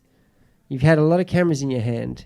You've Have I? been the guy pointing, not the guy standing in front of. You've been the guy skating in front of. But you seem That's to, just my creative side. I yeah. think just trying to catch something creative. Hmm. Yeah. So anyway, that night of the Vert X Games win, everyone had a party, and I got totally trashed. So you and- should. Yeah. And I was a mess, and I woke up the next day and realized that it was almost midday, and that the comp was The street starting. comp. The street comp was starting at midday for Nice. us. Because it looked like it was evening when it finished with the vert. Yeah. So I quickly got dressed and feeling seedy as, and I got all my gear together and jumped on the next shuttle because they had shuttles running all day From the hotel to the event hotel site? to the event. And I jumped on a shuttle, got to the event, walked through the gate, and as I'm walking up to the street course, I hear them call my name. So next up is Tim Ward from Australia. And I'm like, uh-oh. I've just got here. I just We're got in here. trouble. Yeah. So I ran up onto the... This is for qualifying, or is this final? this you've is already the qualified This for? is, yeah, I've already qualified. Yeah. This is for the main event. Mhm. And so I'm Finals. feeling really shit, and I'm walking up to the street course, and they're calling my name. My run's up. They want me to have my run, and so I just bolt to the top of the highest point where the main rail is. I put on my skates and just started my run. I didn't even get No to warm up. nothing. No warm up. That's awesome. Damn. But Run one of two. But I'd skated the street course already, so I already knew what I could and couldn't do. You know. Yeah. You had your line sorted. So this you is like understood the path. Best of I two never runs or never average really, of two runs never really score? had a line sorted ever. It's kind of just go out and freestyle it. Yeah, That the street that's kind of pretty much yeah. what I would Nice. do. Yeah. Okay. I would have like sections of the street course that I would know what I might do on it, and generally what would happen when I got to that point where I was okay, I'm at this point on the street course, I was going to do this, but now I'm just going to do this, and I would just do something, like try to do something I've never done. Matt said that this guy would make it up as he went along when it comes to coming in and out of tricks as well. Like, what the hell? How'd you do that? You just turned left out of it. I thought you were going to turn right. You're like, yeah, no, just I like that, whatever though. way I'm not That's a balancing controlled off the end of chaos. the We rail. get back to it. It's more interesting. I was leaning off that way, so I spun that way out. Didn't bother me. So I think I had a pretty good run. So what was it? 2 runs? 3 runs? 2 runs. Average the score or 2 best runs. run 2 runs. counts? Or 2 runs average, I think. wow. So that first run counted. Yeah. What was It the did. score? Did you score high? Yeah. He got Yeah, I second. did. Was it I it got close? second. I got second. To a certain 16-year-old. Is that on that, or is that like? Pardon? Was that with Feinberg? Yeah, that Yeah, was Feinberg. okay. That was on his birthday. And the footage of this guy on the street course. In What did you do America. in your run? Yeah. What did you do in your run that was so... Actually, I think I did the first... I was the only one that did a fakey... what do you call that trick where you kind of flip? Like Bio? a... Fakey bio. Bio. Oh, yeah, you were doing fakey bios at the time. I did a fakey bio off the box. Yeah, Like, you know how you had over the pyramid. box going up like this and then the flat rail on the top. Oh. So I went up on the The one, up the ramp. railer would go up along and down. Yeah. Like the Bauer box, they used to always call them, like that kind of thing. Yeah, Oh, that was like a yeah. category. Yeah. Yeah, so I came up on that and I came up fakey and I did the fakey bio off that and no one was doing that. Wow. And I also did a big wall ride that Chris Edwards did as well. You did that wall ride? Yeah. That's the black huge. one with the rainbows on the side? Wow. Yeah. Huge. Dude, so that's the other thing Stilano said. I'm not going to keep quoting him, but I spoke to him like a couple of hours ago, and he said you were like a shrinking version of Chris Edwards. Yeah, probably not as crazy. Controlled chaos. He was chaos. Chris and you Edwards were was controlled chaos. like he would just like look at the crowd looking at him, and Chris Edwards would be like, "All right, I've got to give them this," you know. And He was the would, airman. He would just like kill himself. So what was it that drove you? Because you weren't competitive, but you were innovative. I think But I was so a bit competitive, but I was more competitive with myself. Did you get hyped off the crowd? If the crowd at the big day out was like screaming, or if the crowd at the Aussie Tiles was screaming, were you like, all right? Or were you just like, crowd didn't exist. You just to wanted me. to skate with your friends, right? Yeah. It's I right. didn't. I can't even remember crowds. Yeah. Yeah. Doesn't hype you up or anything. No, so- it actually makes me kind of go inwards. Yeah, okay. Because I don't like publicity Uh-huh. too much. I can get a bit shy. Like running away from the media tent after winning, you know. That's probably why that's silver, not gold. Like, Yeah, probably. So what was the question again? Crowds. yeah, crowds like Did I feed getting off hyped. that? Do you feed off that energy? Like, what's your motivator? Like, is Yeah, it- what's your yeah. motivation at an Okay, event? Just my- like, I'm going to try to do this trick, or I'm going to try My to break the podium. motivation would be the reaction to the other skaters. Yeah. In the When jam. I did something different, you know, that really made me feel motivated and good about what I was doing. So who ended up? Fry and Manuel were mentors and inspirations to you when you were starting, and at the end of it all, who?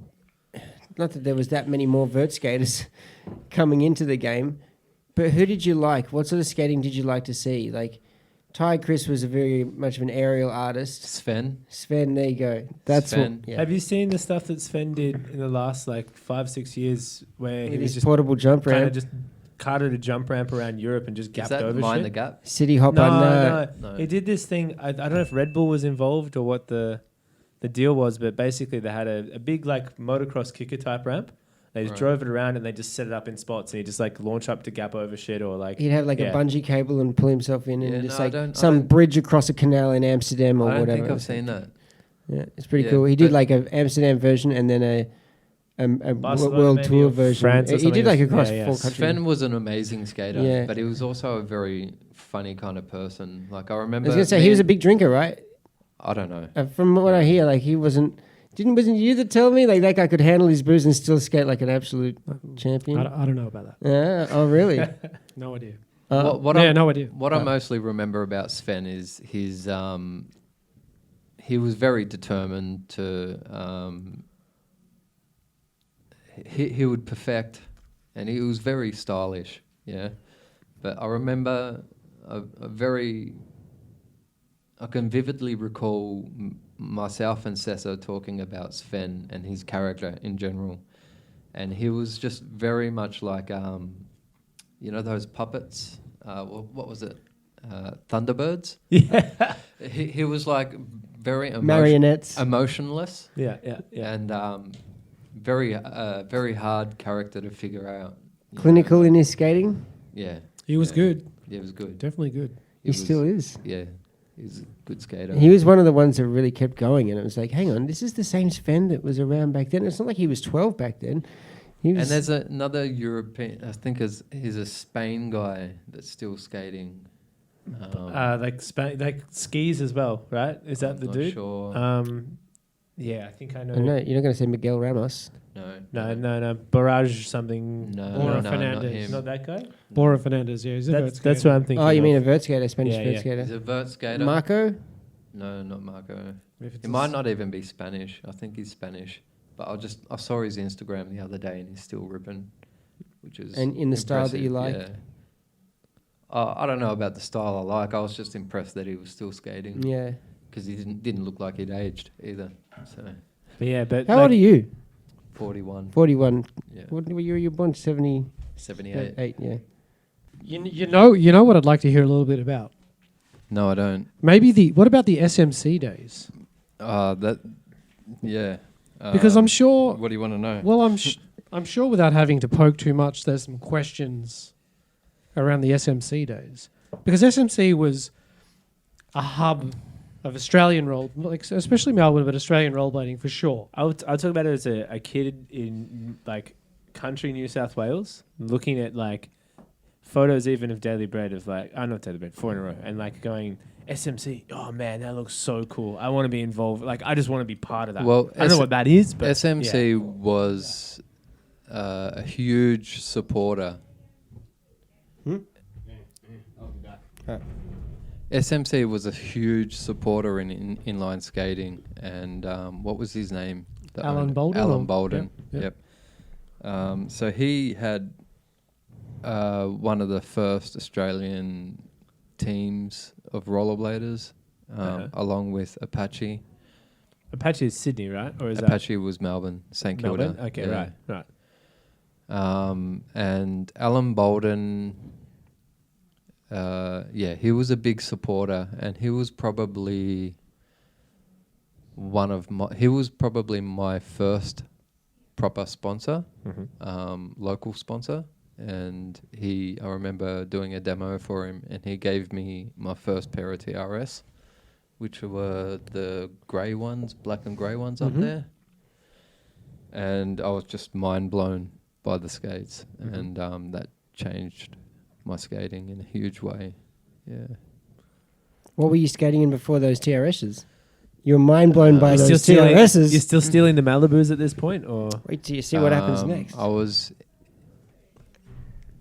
probably somewhere in between TRS and Malibus. Blade lines or something like Softer that. wheels. Yeah. Yeah. So SMC supported a lot of Melbourne skaters Yeah. with product and also cheap products. And I used to do a lot of demos for SMC. Wait, close the door. You need to shut that door. What a tripper.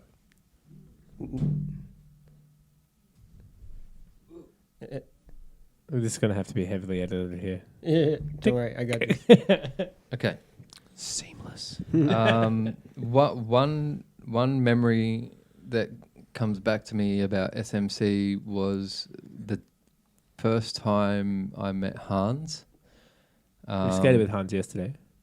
You did? He was skateboarding. He was but- skateboarding Yeah. in the Yeah, park yeah, yesterday. I was talking to him about how we're doing this. So I was like this ratty dude from Melton, which is like 45 minutes out from the city. Melton has a bad rep, as I'm sure you guys know. Still to this day. Yeah, clowns and rat bags. And my skates were broken, and I how was that? remember. That's all right. Keep going. I remember I was wanting to skate, Yeah. but I couldn't because my skates were broken. Uh-huh. And Hans had a beautiful pair of skates because he always had beautiful everything. And he was sitting on the steps, and I asked him. I didn't even know him. I just asked him if I could borrow his skates so I could skate the mini ramp that was in the store. And he gave me a really funny look. And he was like, I'm not sure about you. And he ended up lending me his skates, and I skated the ramp. And I recall him telling me about this, and he said, I didn't want to give you the skates to use, but when I saw you skate after I gave them to you, he was like, oh my God, this guy's actually really good. Yeah. Yeah. And that was the day I met Hans in SMC. Yeah. And had you won anything by that stage? Yeah, I think I probably did. Yeah, I would have won, the under 16s Australian titles in 93, 94. Yeah. So Hans didn't want to give you the skates. No, he was very reluctant to let me use his skates because I looked like a rat bag. Yeah, that's but he's like a very Finesse finesse kind of guy. like b-boy Yeah. kind of. I can, I'm pretty sure there's a 4 in a row magazine later around here somewhere. They'll have an ad with him standing there with some kind of like girl, like for an SMC ad possibly. Yeah. Yeah. Yeah. Yeah. Yeah. I sent that picture to him. We will cover that in a future I episode. sent that picture to Hans and cracked him up, and that's when he was like, all right, I'm in. So he's going to join this podcast. We look forward to that as well. But like, so SMC had a mini ramp, right? So that's the meeting place. Yeah, so you that go out, was the hub. Yeah. So you go there, session the mini ramp for a little while, then go out street skating. Then Is go that out street skating, yeah. Awesome. So that's timeline wise, what, like again, same sort of 97, 96 earlier? Like obviously the Hans experience is earlier, but like that's a mainstay for some that time. was probably around 95. Oh, really? That early? Okay. Yeah. Before that, there was a little skate store that used to hire skates out called Blade Cave, and that was across the road I from. bought pads from there. That was across the road from Flinders Street Station. Yeah, right. Underground. Yeah, it was underground. Upstairs, everyone used to skate on the roof. Yep. We used to spend weekends. Yep, sick options. We used to spend weekends in the city skating, and I think his name was I forget his name, but the owner used to let us use his keys, and we'd sleep in the store overnight. Yeah. And then go skating in the morning.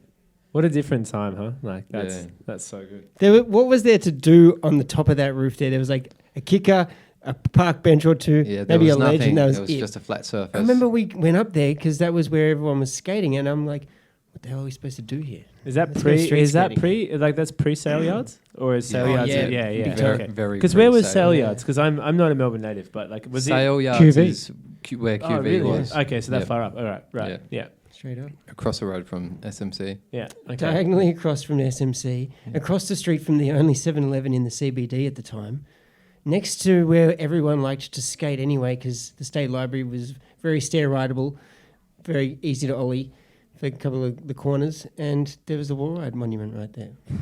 What more can you need? What a spot. A skate park. What a, An actual livable skate city. park. Hey. Yeah, again, going back to rural New South Wales, me looking at photos of sale yards and being like, oh man, I can't wait to go to that place. Never got the chance. Never. It wasn't that great. Oh, I would. Dude, it was terrible. Like when they Yeah. put the setup there that was just the Aussie titles setup that, Tom Fry and his brother built back in the day or something. Yeah. Then they plonked that in the middle of the sales. I'm like, this is your skate park. This is your solution to the street skating problem that you've got, man. But I'm it was going street skating. It was See you a later. cheap fix. Yeah, You've still got the exactly. quarter pipes though, right? Like Then we that's got a Riverslide Riverslide. back in the That's day. still the metal ramp. Is And that, they still exist. I don't know. Yeah. I think you could still. There were plenty of opportunities Yeah, to the still quarter pipe bust that's a at move. Riverslide is It's from sale. a Sale Yards vintage original. and it works perfectly. Not that you guys had anything to do with the construction of that quarter No, pipe. That wasn't no. the Aussie titles one. That's really cool. So all right, so we go through that sort of time period. I want to go back to Rochester's traveling, like doing all that kind of stuff. Like we've kind of touched on the whole like rock star style thing. Like But this guy wasn't a rock star, and he No, wasn't no, no. mingling with the rock stars. yeah, but you've got that sort of 97, 98 golden period, right? Like Yeah. that's when there's cash flowing, there's things happening. You know, you're able to travel and do some stuff. Like what, like. Have you got some stories from some of those tours that you just be like, oh man, this is just something that just is, completely different to any other walk of life? You mentioned that like, your school the friends. Warped Tour, man. Yeah, Yeah. the Warped Let's Tour, get that into kind that. of stuff. Okay. Yeah. Okay, so I'll tell. Firstly, I'll tell you about the. And you did the big day out nationwide as well, right? Yeah, I did the big day out in Australia, and I Yeah. did the very first Warped Tour in America in '95 and '97 and '99. Wow. So I'll just briefly mention my experience at the Gravity. No, it was the MTV Sports and Music Festival. Yeah, You were there as well with the the ramp biggest ramp ever, right? The vert ramp. The huge ramp. behind the band Yeah. on the stage. Yeah, I think it was. Yeah. Wow. So myself and a whole bunch of American skaters were just cruising around, walking, just touring around the like the area of the hotel and exploring, and we're in a big group. And I remember Josh Petty was there.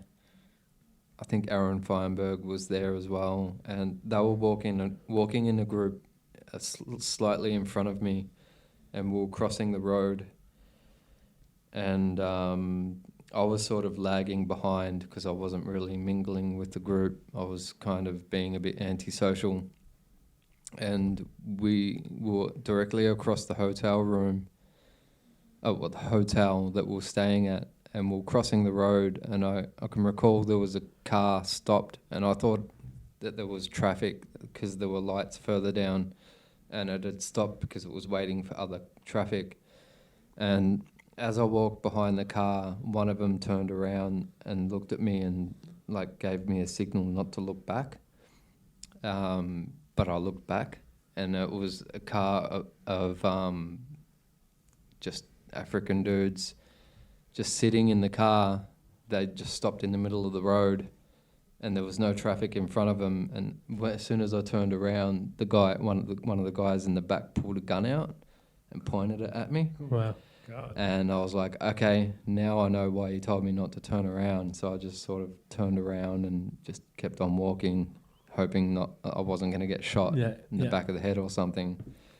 And then we were told a week earlier on that same block there was a drive-by shooting where a white dude had been shot dead.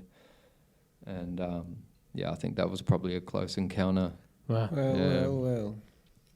But it was a good MTV Sports and Music Festival. So who was your favourite band? Wu-Tang played. Oh, there you go. Wu-Tang forever. Children. Okay, so moving on to Warped Tour. Yeah. Yeah. Yep. So the Warped Tour, I got invited by Angie Walton because she was the organizer Stephen Van Doren, the Vans guy. So she was a Daily Bread editor at the time. Yep. And I think ambassador to the skaters. Yep. To the bladers. It's interesting hearing Stephen Van Doren's name like come up as well. Like that's So Stephen Well, it was the Van Vans Doren. Warped Tour, you know. Stephen Van Doren, I think, had got in touch with Angie because Angie was probably the biggest easiest. voice. Like, yeah. And so she was core, approachable, professional enough, had the Yeah. skaters' interest at heart. Yeah. Pretty good. And I spent a lot of ambassador for us. time staying at her house as well. Yeah, no kidding. When you were in San Diego. San Diego, Yeah. and they had the Daily Bread warehouse with the ramp in it, and I've got a photo of myself doing a like a big What, in air. there? I Somewhere don't know in if I've got it in here. But Was anyway, it like a mini?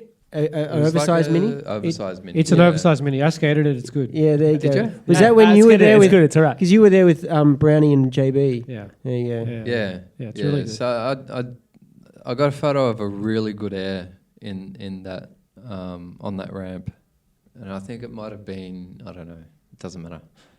Anyway, so Angie, I was really close with Angie then, and she hooked me up along with Steve Kairu, and we did the very first Warped Tour in '95. Basically, she just said, "Oh, do you want to do this tour? And it's going to go on for a month, and you're going to get paid every day The first one. to skate." There's nothing else to compare it to. Yeah. So the first Warped Tour we did, there was myself, I think it was Manuel, and Steve Kairu, and Sessa was in there somewhere as well. I can't remember Sessa being there, but in a podcast recently, he said he was there. So what they did is they split the skateboarders up, the BMX riders up, and the rollerbladers up with different bands, because every band had their own tour bus. So you guys kind of just shotgunned onto each one of those, like it was. I think Manuel was stuck with Sublime. Yeah. Okay. Stuck? Stuck? I Yeah. think that's right. Well, Damn. well, they were off their heads. These guys It's a were blessing and a curse. Sublime were nuts. Right. We woke up one morning and everyone was like, "Where the fuck is Sublime? They're supposed to be on in a minute." And they're like, "Well, we're." All the management on the Warped Tour are like, "Oh, we're trying to get him on a flight back to here because he's been locked up because they had a big blue in the bus and threw a chair through the window of the bus, and he's been locked up overnight." So that was the lead singer of Sublime.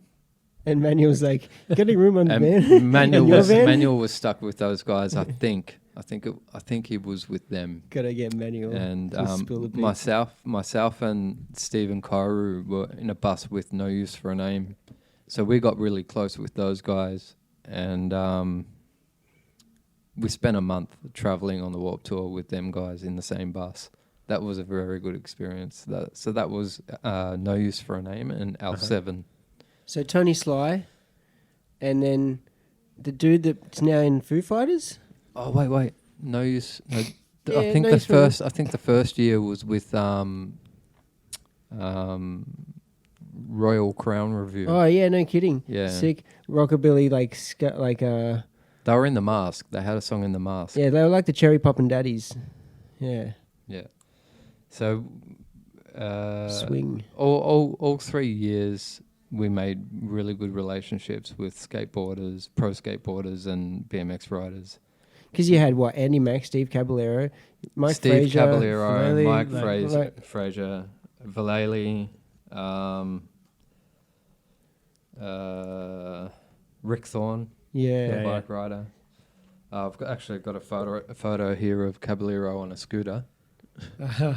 behind the Got big guy his- Pete. got Cam, his- Sweet. just going to put that out there. We'll man. hit him That's- up with this because he replies to everything. He's a good guy. That's it. Explain yourself. Explain yourself. So who took that? I did. Yeah, no Yeah. kidding. Yeah. Cool. So us skateboarders and rollerbladers and BMX riders really got along really well. It's completely different world with pro skating and your local skaters. Like pro skateboarders are all cool with pro rollerbladers. bike riders are cool with rollerbladers, rollerbladers. It doesn't matter. You know, they share the same kind of passion, you know. That's what Haffy said when he jumped on the Nitro tour. Everyone yeah. quickly realised we're all the same person. Yeah. And it's funny, then you come back to Australia after touring America. Well, I come back to Australia and you go skate the street park and you've got these skateboarders who think they're the shit. And, you know, they're giving you shit. And I'm thinking in the back of my mind, mate, you don't even know. Like, You've just been hanging out with a cab. I've got a Yeah, photo of yeah. him on my like, Yeah, like happy I- snaps or whatever. I spent a month in America with Caballero. It's all good, you know. Like, stop trying to Is be that- someone who you think you should be, but you're not. You know. Like, Well, it's- and it's true because I've played chess with Mike Fraser at Woodward in amongst skate sessions. Is that Yeah, though no, it's all like cool that, though. So yeah. it's and you know he wants to ride and get paid and do Yeah, his job. You know, yeah. like It's all about the love for what you do. You know, Exactly. they appreciate that you love what you do, and you know you So who was one of your favourite people to tour with? band wise or skate wise. Anyone, like Anyone, who was one just of in your general. fondest personalities on tour life? probably like no people you use- liked to room with or Like- whatever. Okay, well, back to the Warped Tour. My favourite band was No Use for a Name. Chris, the lead guitarist, who Shiflet. I think he's Chris in Shiflet, he's Foo in- Fighters Yeah, now. that's it. Yeah, I smashed him in the face with a golf club Oh. by accident. I went to swing and just pretend to hit him and actually hit him, and he chased me up a fence.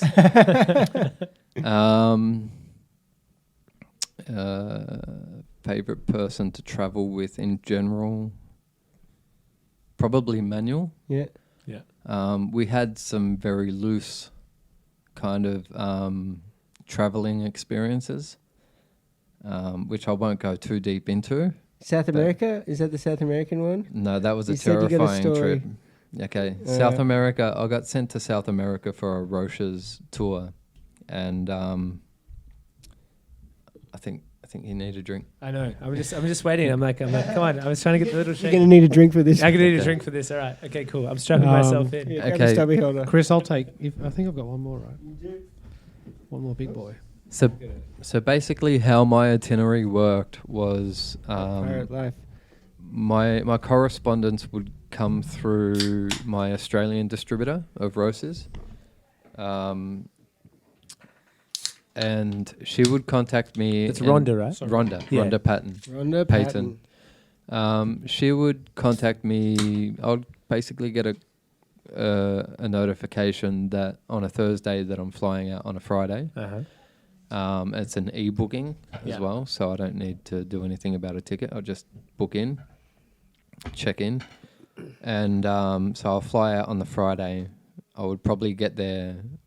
I'll fly out on the Friday morning, probably get to America on a Friday night. Skate the Saturday, skate the Sunday, have a day off Monday, fly back to Australia Tuesday. It was a lot of that, Yeah, and that yeah, was yeah. very draining. That Are you like doing demos or comps at this point? comps, Yeah. Okay. yeah. That kind of traveling really was a big factor into why I kind of had enough. So that kind of happened when I went to South America. And Cessa touched on this in a podcast recently. I think it might have been, what was it? Either the Mad Beef one or Yeah, the the My Mad- Power movement. Mad Yeah, Beef, yeah. Mad Beef one. Shout out Mad Beef. Mikey, how you Yeah. doing, man? So anyway, I got sent to South America to link up with the Roses crew, which was Julio, Cessa, a couple of other guys I can't remember, and I basically arrived on a Friday, and I exited the plane, and when I walked out, I had a guy, some little guy with my name, and he's like, "Okay, that's me. What are we doing?" And he's like, "I've got to take you to another airport because you're flying to Uruguay." And he drove me to the other airport, and he basically just dropped me off at the front of the airport and said, "You're going to be all right." And I'm like, "Yeah, it's all good." I go to check in. I checked in, and then I go to the gate, and the person at the gate goes, "You can't fly." I go, "Why?" And they go, "Because you don't have a visa to go to Uruguay." Yeah, okay. And I'm like, "Okay, well, I've got $20 on me." Oh, God. And I left Australia and I said to myself, I'll stay awake the whole flight. And it's a long flight to South America. So I was exhausted and I had $20 and it was a Friday and I wasn't going to get a visa. Yeah. And I was stuck. I had no money and I'm like, all right, I've got $20. What do I do? How old were you? I was probably 17. So I basically decided that I wanted to go home straight away. Mm-hmm. And I'd been up all the whole flight. Yeah, yeah. And so I had $20. I'm thinking, what can I do? So $20 will get me a bus ride back to the other airport, the main airport in Argentina. And I'm on the bus and I'm planning to go to the counter and just say, book me on the next flight back home. I'm done. You know, I've got no money. The guy on the bus is telling me, see that Like a counter over there. No, there's an area that had tin sheds and stuff. What do you call it? Like a Concentration camp? No. Garage? Prison? Like a hangar for planes or something? Or like prison for Australian Holding people? facility? No, really like third world kind of. A like shanty. a shanty town. Yeah. He's like, if you go in there, you won't come out alive, or Like a you won't- favela or something like in... Yeah, like slum. Yeah. Slum, yeah. right? Jesus. So I'm like, So you got okay. $20 and there's a slum and you're like... Yeah, and it's opposite the airport, All right. Argentina airport. And I'm like, okay, thanks. I feel real comfortable now and I really want to go home. So I went to the counter back at Argentina airport and I said, can you please book me on the next flight back home to Australia? And they're like, okay, the next flight's tomorrow morning. You're going to have to stay in the airport if you don't have anywhere to stay.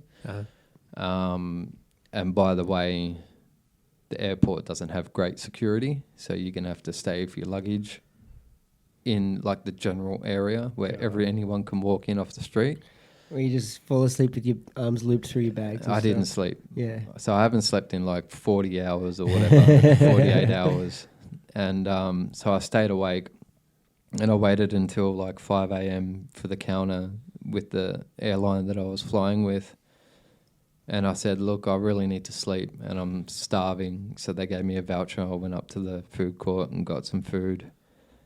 And I was waiting for my flight. And they said, look, just have a sleep behind the counter at the airport. And we'll wake you up when you're ready to go back to Australia. So I'm sleeping. And then the lady comes up to me and she said, oh, there's a guy here waiting for you, asking if you're here. And I'm thinking, okay, right, who's this? Someone that wants to, like... Take advantage. Yeah. Like, take me away. Ends up being the guy that was who picked me up. Yeah. So my sponsor had been frantically contacting him saying, mate, this guy isn't in Uruguay. Where is he? Where the hell is he? And he's like, I dropped him off yesterday. He should be with you guys. Wow. And they're like, nah, he's not here.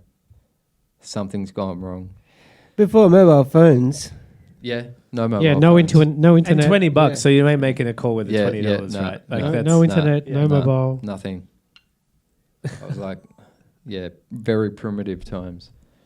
And so anyway, he's like, okay, well, you're going to have to go to the consulate, but it's not open till Monday, so you're going to have to stay with me over the weekend. And this guy was broke as. Yeah, He had yeah. no money. just like a driver dude. Like He's a driver he's just dude. working. He's doing He's a cab whatever driver. he can for money. Not even a cab driver. He was just like selected to pick me up. And so I stayed in his place, which was probably the size of this room, and he had his whole family in it, like 5 or 6 siblings and stuff. Yeah. And no money to feed me, and just gave me this funny tea that's supposed to make you feel relaxed and stuff. And anyway, so I got to the consulate in in Argentina, and I got my visa, and then I flew out to Uruguay. So I didn't end up flying back home. And then during that tour, I remember Cesar Mora was giving me a lot of shit, and I cracked the shits, and I was like, no, fuck this. And I left the hotel room like midnight in Uruguay, and I was just roaming the streets. And I didn't even know what South America was, like I didn't know it was dangerous. And I was just like roaming the streets, and he spoke about this on Mad Beef, I think. I just wandered the streets and like didn't realize how much danger I was in, and I was just like You're oblivious. 17, right? Like yeah. And anyway, it turned out to be all right. We did some media press conferences and signed some autographs and did some demos on some really shitty ramps. Rochester sold some skates. Everyone wins. Yeah. How many countries? Just Argentina? That tour was just like a promo kind of tour for Rochers. Yeah. Yeah. But just across how many countries in South America in the end? It was just Uruguay, Yeah, I sweet. think. Yeah. Wow. So that was my horrifying experience out of all my touring days. So you've got the horrifying. What about like the opposite end? So is there like Lausanne, like maybe you go into those sort of comps and stuff where it's like the complete opposite of... You did the Bercy contest, right? Yeah, I did Bercy. I won Bercy. You won Bercy. Yeah. Yeah. Here we go. That's a part of Bercy. The top's broken. Yeah, I think I might have won vert or straight. I can't All right. remember. So the intro to your interview touches on it from memory, because you're a badass. Where is your interview? I got a funny memory about Bercy. Chris Edwards was skating, and every time us international skaters would skate, all the French people and the people in the stadium would boo us. Yeah, right. Serious? So Well, they're French. That's what they do. yeah. So Chris Edwards decided to drop in with his pants down and moon them all, and I joined in on that as well. Yeah. I don't even know who did the intro on this, but they met you in Bercy, where he captured first place and second in vert. And there's that ledge that Roadhouse made famous to the world by royaling. I saw a few people trying to royale that ledge. A couple of people finished it. Tim pulled the Unity on it. Yeah, that was easy. Yeah, that was. It was. I don't know what the big deal was. Yeah, It's a big fat ledge and it's easy. Like, Yeah, I don't know. Unity. Anyone in can the do day. it. Anyone Was could that do the it. town ledge? Like are we talking the same one? The big round one. Yeah, at yeah, the yeah. front of the At the stadium. Yeah, Yeah, stadium. Yeah. Oh man. So like difference of, so you go South America, you do those sorts of tours. What about on the other end? Like I'm assuming there's got to be somewhere it's like you're just cruising around, you've got decent sort of hotel, all that kind of stuff. Like is that We the other always end of the stayed in spectrum? good hotels. Yeah, okay. Like Novotel and I think that was a good hotel. Oh, Hotel yeah, Novotel. Novotel's nice, yeah, sure. yeah. But like, does that as a young dude, like, are you guys like, taking advantage of that kind of situation at all, or like you're saying, like for you possibly like you're just skating and stuff, so it's not as I spent a lot of hotel space with Cesar and Manuel. And spending a hotel room with Manuel was always very awkward, I've got to say. Because I was very much into skating. Yeah. And I didn't chase any tail at all. Okay. And Manuel took advantage of that, of his position in the skating scene. And so you got skate groupies in this sort of time. Yeah. Okay. very much so. Yeah. The But ladies' man. I didn't see it. Ladies Manuel. I see it now when I look back, but I didn't see it then. Mhm. Like I wasn't interested. Like I was just interested in skating. Anyway, so I would room with Manuel, and I would be sleeping, and Manuel would be out, like exploring the area, making friends, being social and whatever. So I'd be asleep and Manuel would come in and he'd have a friend with him, and he would wake me up, but I knew that this friend was a hookup, yeah? Yeah. So he'd be hooking up with some chick. Sorry, Manuel, I've got to tell this story. We just spoke about it the other day. And it was on multiple occasions as well. So he would end up hooking up with some random chick all the time, and I'd be awkwardly pretending to be asleep and like pretending to snore while there's like movement going on and slurping and like all weird sort of shit, and I'm like, oh fuck, this is really awkward. So that was Manuel and touring with Manuel. Cecil was a bit classier. That didn't happen. He sort of, went out of town. Didn't bring anything back to the hotel room. He went back to their house. Yeah. I don't know. Who knew? We'll let that off in the ether. Well, Manuel was always known for going big, so Yeah. you can't blame the guy. So you skated with a bunch of dudes. You mentioned Mike V earlier. Oh, Mike Vallely? Yeah. Yeah. Mike Vallely. Vallely. Okay. Apparently so. Oh, Yeah.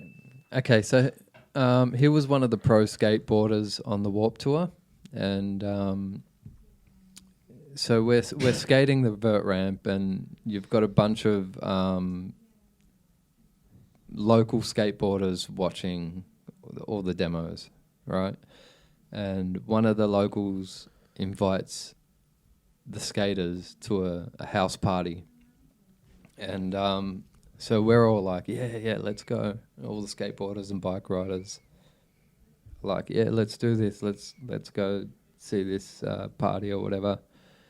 And we're at the party, and then one of the skateboarders realizes that we're rollerbladers, and they start hanging shit on us. And Mike Vallely basically, he stood up for us and ended up cracking one of the guys in the head, like out in the street. He's like, fuck this, you don't know these guys. And we kind of bailed the party. Everyone bailed the party that was on the Warped Tour, but wow, we'll just really. That's it. We're out of here, boys. Yeah, like he was pretty unimpressed at the way that these guys were talking about us, and they didn't know us from bar shit. They were just like fucking dumb local. Yeah, it's interesting because like when he was Orders. talking on his old like conversation interview whatever, he was like, I used to get beat up for skateboarding, and I think like we've all been through that through rollerblading. Like you've got to almost rock up to a skate park and prove that you've got to be there because there's these dickheads with their chip on their shoulder or whatever. Yeah. Like, have you ever like surely come across that? Have you ever had to, rather than just prove through skating, had to sort of do something else in that regard, or has it always been like I'll just chuck my skates on and just prove that like there's no need for that kind of stupidity? What's the worst? What's the worst encounter you've had? Only with other rollerbladers. Oh, really? Really? Yeah, Paul Molina. Ah, okay. Actually, interesting story. I ran into Paul Molina the other day. Yeah. He was at Elston Skate Park and I was like, I know this guy. And he was like, yeah. Anyway, he's a dickhead, but that's fine. Yeah, That's hey. whoa. He was a pretty boy. I don't know. I don't even know how he got to where he was. I think he was just a smooth talker, and he was very involved in the very early days with Apache and stuff. Yeah. And he was friends with all the 4-in-a-row guys like Jamie Driver. Who's the other cool dude? Luke Lucas. Mm-hmm. Yeah, cool dude. Cool dudes. Yeah, and they were very close. Cool dudes out the old 4-in-a-row shack. 6 issues. So Betty's. Yeah. I can tend to have a pretty short fuse when it comes to confrontation stuff, and when I had an incident with Paul Molina, and it was at the Gravity Games in Texas. I think it was Texas. Anyway, We're in Texas. So everyone's sessioning the vert ramp, and people are trying to get in, drop in, and with vert there's a code of conduct. Like you take notice of people who have been standing there for a while, and you be courteous, and you go, okay, Brad's been there for a while.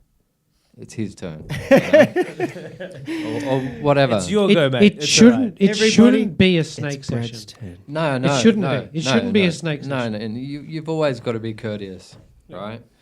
And so anyway, Paul Molina's standing up there, and I remember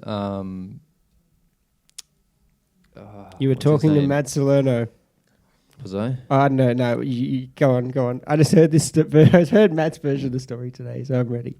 Who's the other Californian street skater? That would be on a vert ramp. Short dude. Roadhouse. Louis? Louis Zamora Zamora. He Yeah. was up there. I remember him being there on the deck. on the deck. Yeah. Yeah. And Manuel had dropped in, but Paul Molina was being very snaky. And Manuel dropped in first, and Paul Molina then dropped in after him. And I was very aware of what was going on, and I was very aware of Paul Molina because he'd been doing it all day. And so Manuel was in, and then Paul Molina decided he was going to go in, and they were going to try and, I think Paul... not yet. It's coming. And Paul Molina tried to get him to, pull out so he could keep going. Anyway, they ended up colliding, and I just felt like that was really, a dick move. Yeah.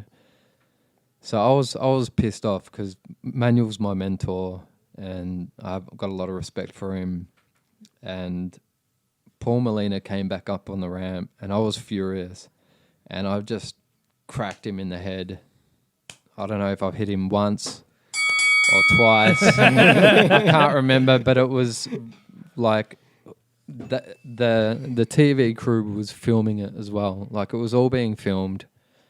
For like a American, big network ESPN sort of thing? Yeah. Or- yeah. Okay. Yeah. It was the finals, right? It It was the Gravity Games finals. It was the 'Cause finals. I was like, Yeah. how's Matt? I was like, so was this like the qualifications? Like, no, I'm pretty sure it's the finals, man, which made it even worse. It was actual finals. Oh my God. Yeah, so I kind of felt bad after that because I had no self-control, but I couldn't help it. I just, thought It he sounded like needed you were it. pretty calm about it afterwards, because the way Matt says, I think it was my run straight after that. because he was, you were talking to him, and then you're like, hang on, can you excuse me for a minute? And at the time, he was still quite like starstruck. Tim Ward, like he mentioned that when he showed up to the Gravity Games, he didn't even realize you were going to be there, and you were sitting in the middle of the street course, putting your new FR wheels in your skates, like sitting in the middle of the entire course, in the middle of everyone, like it was like sitting on the ground at centre court at Wimbledon, he said. And he's like, oh my God, it's Tim Ward. And then when all this happened, he's on the deck with you, and you were like, oh, hang on, can you excuse me for a second? And then you went across, you didn't really get any good ones on him, you weren't trying to, but you threw him around like a rag doll for a second. He had his helmet on. Oh, there you go. And then you came back over and said to Matt, sorry, what were you saying? Yeah. And he said, man, it was so sick. I was so stoked. And I want to give him a hug, but I couldn't because it would have looked weird in front of everyone like after this just happened. I did feel bad about it. Like I felt like I'd let myself down, because I was in front of a big media presence and people around and stuff. But it had to happen, because it was... And it didn't happen again to Paul. Oh, hang on, later that night. No. Yeah. Well, I don't think I hit anyone else. Ever. So that was it? Yeah. The only confrontations you really had with people were the ones that you were involved in. Yep. All right. That's pretty Yeah. chill. Anyway, Next question. Next I question. don't know. So, like going through that and stuff, we've spoken a lot about old times or that kind of thing. Do you keep up with skating much now? Like, are you looking at many people these days, or are you kind of? I do follow some people on Instagram. I don't do a lot. With rollerblading now. I'm more into painting. Graffiti. Graffiti. I got a good one actually. I got a really good one. Should I show? You just keep talking. I'm going to dig up this photo. It's really good. All right. So whilst Chris goes on his tangent here, like, so skating wise, the people that you're following and stuff, do you see like much of this the new style of skating and stuff? Like, so like Julio's got his new them skates brand and stuff, and the whole thing there. Like, what are your thoughts on that kind of thing versus like? Okay, I'm going to be really blunt here. I feel like skating these days is it could be way better. Oh, for sure. I think I think the younger people don't want to hurt themselves, which is fine. I understand that, but they're not pushing themselves as much as we did when we were young. So I was talking to someone about this the other day, and that's along the same lines. And we were young. And so if people didn't start when they were young, they weren't hucking themselves downstairs and establishing a foundation for themselves as far as like learning how to bail safely at a time in their life where you can without dying because you're 16 and you can keep going. So if you're learning tricks when you're like 20, good luck. Yeah, compared to when you're learning tricks when you're 15, you can bounce back. Yeah. You'll be back at school on a Monday. You'll be fine. I look at it now though, like kids or whatever. Like the youngest kid I skate with is maybe 25. That's the other thing as well. We don't have that base coming through either. Which is right. A couple of grums here and there. And they last for a little while. They go one of two ways. They get really heavily into bongs, or they keep skating. Like it's kind of a weird trajectory, but. It's interesting to see that because I think I can watch a lot of skiing and stuff as well, and the way that sport goes versus like inline skating is completely different, and 100% agree. Like but does that come from the progressiveness has stopped? I think it's not progressive anymore. Really interesting, in my opinion. I don't know if you're following the right cats. It's Maybe so not. Diverse now. The only good thing I've seen lately, as far as innovation goes, the only good thing I've seen lately is the dude that did the backflip. Diaby Darko. Jacko Diaby. Is he French? Yeah. I've just started following him, and he did the backflip into the wall quarter. So when you say, I'm impressed by that. What about on a small scale? Because that's what's happening. It's less big stunts, big spots. It's more small spots and turning them into something that you can really play on. Yeah, but using your mind. It's too basic, though. I think feel. this is why it's important. If you watch the edit that you put together and have a look at what's happening now, you'll see Tim doing stuff like the torque cess, wheel slide to grind, and fast plant, negative alley wheel training wheel stuff in '97. And is it that different? I wouldn't say so. Like is it that different to what the small tech kids are doing today? Maybe it was just new. It looks more refined now. Like I'm interested. Definitely. I'd be interested to find out how did Tim figure out to do a torque cess wheelie slide. That's the thing. That's the thing. That's what grind. makes it. So we're trying to find out why you're so incredible. Because you're so incredible because you were so freaking ahead of your time. How did you figure that was out what made Thank you? Thank That's you. why people say. That's why me and this guy were talking about doing this episode and talking about having other guests. It was like, so who was the greatest? And in the context of everything, you were at the top of. That's hard to so answer. it's hard. So we're talking everyone had their merits, Australian. and we were talking about like you had your Toms and whatever. And so in your group of peers, mark my words, if it was peer group voting, who is your favorite? You will be number one. And so good on you. And so when we say who's the greatest, let's not even talk about that. You were the skater's skater. So you were everyone's favorite skater because you were ahead of your time. So they were like, wow, I want to be able to do that. And so how did you come to think, I bet I could do this? No one had done the stuff you were doing before you. Only touching on it, like you were doing punt slides and torque slides and fast slides and doing it all switch and doing it on a sketchy spot in the middle of a contest. I think that comes down to boredom. Interesting. Is that from skating like the same? Well, not Melton skating the Like you same said, stuff? Or? No, not so much boredom as in like I'm bored of skating. Uh-huh. Right. It's like I could kind of vision something more, you know, and I wanted to be a part of that something more.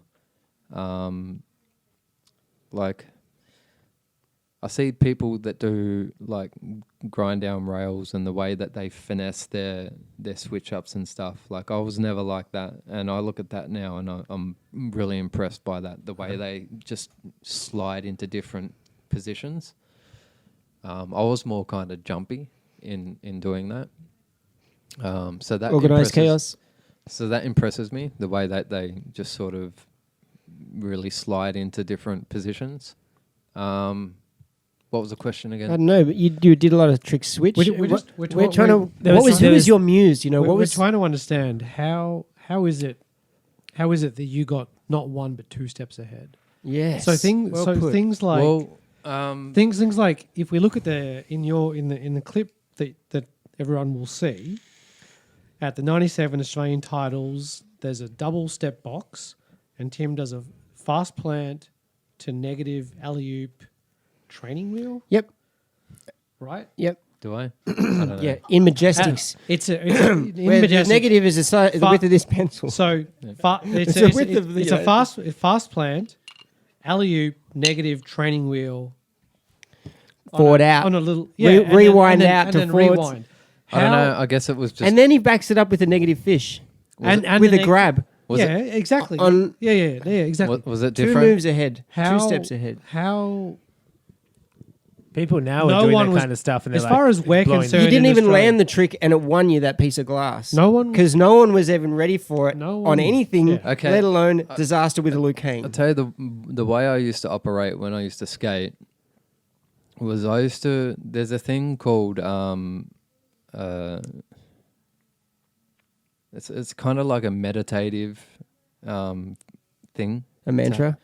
No. So there was. I'll give you one instance. Like we were skating with Matt Salerno, and we were filming for one of the Sydney guys' videos, and we were skating a rail at a school, and everyone's skating the rail, and I would disappear, and I would basically just vision myself doing you get into a trick. a Zen. You'll get into like a Zen visualizing. It's like a meditative visualization sort of mindset. So I would disappear and I would go think about what trick I wanted to do on the rail, but I would do it 20 times on a little step, probably about this high, and I would just jump on the step, jump off, jump on the step, jump off, and then I would emerge from out of nowhere and I would just do that on the rail. And I could only do it because I'd mentally prepared myself for doing that trick by doing it on the step. Okay, so what about alley-oop sole to backside down Deacon? Were you practicing that on the gut around the corner? Actually, you know what? He was there. You know what? I was there. Yeah, and that's he was. why You know what? I was there, and he was. There you go. That's why I said, because I knew you were there. Tim might not with the remember. What? No, I don't. It's in the edit. What did I do? Alley-oop sole in blue Rochers or something, you know. So Deacon... the green kink rail that you tried to disaster topsole another time. Oh, Deacon, yeah. In Geelong. Yeah. In 32.16, you did alley-oop sole to backside. Another one. Okay. And he did. And he was practicing on the gutter, were you? He was. There's at No, the top of the rail, there's a gutter. There's a secret to being able to do that. And a lot of the tricks that I used to do on street, I could do on vert ramp. So I used to do alley-oop sole and then switch up to backside on vert. Yep. And I've done that so much on vert that I could do it on pretty much any rail. So a lot of my vert skating a lot of the tricks that I did on vert skating, I could do on a rail because it's the same thing. Do you think basically. skating vert gives you like? Because I know if you go skate like a bigger ramp or something, and then you go skate a mini ramp, you're like, oh, whatever, I can do it. Like, do you think skating like decent sized vert ramps, it gives you that ability to be like, oh, it's just a little 10 stair or something, you know? I think skating ramp for 5 years religiously every day prepares you for falling. Yeah. So yeah. I've done a mctwist probably, I don't know how high, overhead height, and completely stuffed it up, and I'm upside down, like going, oh my God, I'm like going to catch scratching in the air. Yeah. And just as I'm about to hit the ramp, I just fall like a cat, you know. Like a stunt bailing. man. Yeah, bailing. So you learn how to bail. Mm-hmm. But your question again? Like, does that do you think skating vert ramps and stuff from like a younger age all the time, does that make skating street, that's kind of stuff, like easier, Yeah, so to speak? It does. Yeah. How has it been for you watching the evolution of vert skating in Australia, where we were on top of the world? Vert skating was a bona fide, legitimate thing that everyone wanted to see. It was featured less and less in videos, and now there's hardly anyone doing it. And you were at the Aussie titles and watched what played out, and we saw Yosti being Yosti. Was he even there? Or Scott Sanders just destroying it, and he hits the light and everything. And Goldie and you. And that's about it. Did you skate in that one? Last year. Yes. The one in Geelong. Yes. The one that. So what's it been like for you? Because there's been a shift in presence, participation, amplitude. Well, watching it die. There's less people going as high. Vert really has and you were discipline has died. Because you weren't even known for your amplitude, but you'd still do a mctwist head height if you needed to at a time. There was a time. Yeah. You were known for your innovation. I don't know. Unless for you weren't going to be the guy that did a 1080. I don't really. But you think did the double about grab 7. It's never really concerned me because I come originally from like I said earlier. I used to race BMX, and from BMX riding, I was a skateboarder, and I used to be able to throw mctwists on skateboard, but not land them. You know, and I could do airs on vert on skateboard. Yeah, right. This guy was trying mctwist on skateboards before rollerblading. Yeah. So I know what skateboarding is like. And I know skateboarding, if you look at skateboarding and the history of skateboarding, it's always been cyclic. Yeah. Yep. It has its peak, and then it'll drop. Something else will come in, and then something will happen. Then skateboarding will be up there again, and then it'll drop and whatever. So I feel like any sport, like rollerblading's had its peak. It's its golden era in like 95 to 2000, and then it kind of dropped off a bit. Major sponsorship for rollerbladers and rollerblading in general for competitions dropped off. It'll come back for sure. It's all cyclic. I see it now. So like even Globe is just Globe shoes have just brought out a rollerblading brand. Did they? Yeah, so they brought out like they look like the they look retro. Yeah, they're based on this sort of old TRS look. Yeah. So they had Globe is huge, make penny boards, whatever. They started making roller skates, entry level but really cool looking ones. And I was sponsored by Globe at one stage. Oh really? Really? In what sense? What were you getting? That was when I was in doing a lot of stuff with SMC in the early days. Uh-huh. And so it was through Hardcore? The Hardcore distribution was Globe's distribution company, and they had everything straight from Globe. Okay. Because no, as in like Globe also had their own thing because they had that place down in Collingwood, which was the big warehouse where they had a vert ramp. Yep. And they'd have the 900 parties. Well, it's Tony basically Hawk when stuff. Globe first emerged. Okay. So they wanted their products to be seen. Mm-hmm. So they basically gave shoes to everyone. And they gave shoes to rollerbladers as well because they knew rollerbladers, street skaters would wear skateboard shoes. Mm-hmm. You know. And we were. I was. Yeah, so I was a part of Globe at one stage, and on a small scale. So just to finish what we're saying, they were making an entry level roller skates, and now they're making an entry level cool looking retro rollerblades, and Maybe it's they a know- Razor's cult shell. Maybe they know something we don't know about marketing and the future of rollerblading. Jethro, you rode for Jethro, Yep. a fake company, essentially. A fake company, essentially. No, it wasn't fake. It was started off fake, right? Wasn't it Angie Walton and Daily Bread's little like practical joke on the world where like we got team riders. They don't actually have faces. There's a picture of someone. You can't make who it is, and it just says team rider in there. No. When I joined Jethro, they had products, Okay. and But it was like the Daily Bread clothing label. yeah, they might have kicked it off with Daily Bread as a tester, to see if people would grab it. I don't know. I can't comment on that. So but did you get anything out of them? Yeah, I got heaps of clothes. They would send me boxes of clothes. Who paid you over the years? Rochers. Rochers? Was the main financier. And so you have a Pro 50/50 grind plate? I never got a cent off Cosmo. Yeah, you never got a cent Cosmo. There you go. You had the Pro wheel and you never got a cent. And was that against what was arranged and discussed? With who? With Tim Dorr, Mr. Cosmo. We never discussed monetary things with Tim Dorr. He was a one-man organisation, right? Yeah, Mhm. yeah. What did you discuss? Wheel geometer, graphics, wheel geometer. how many sets you needed? My wheel was, let me see. My wheel had like circuitry sort of stuff. Yeah, it was like a circuit board. I think I wanted it to be like represent some kind of technical side of things. You're a gadget guy at the time? Nah, I'm not a gadget guy, but I don't know. Tim, Maybe how much alien technology was in your wheels?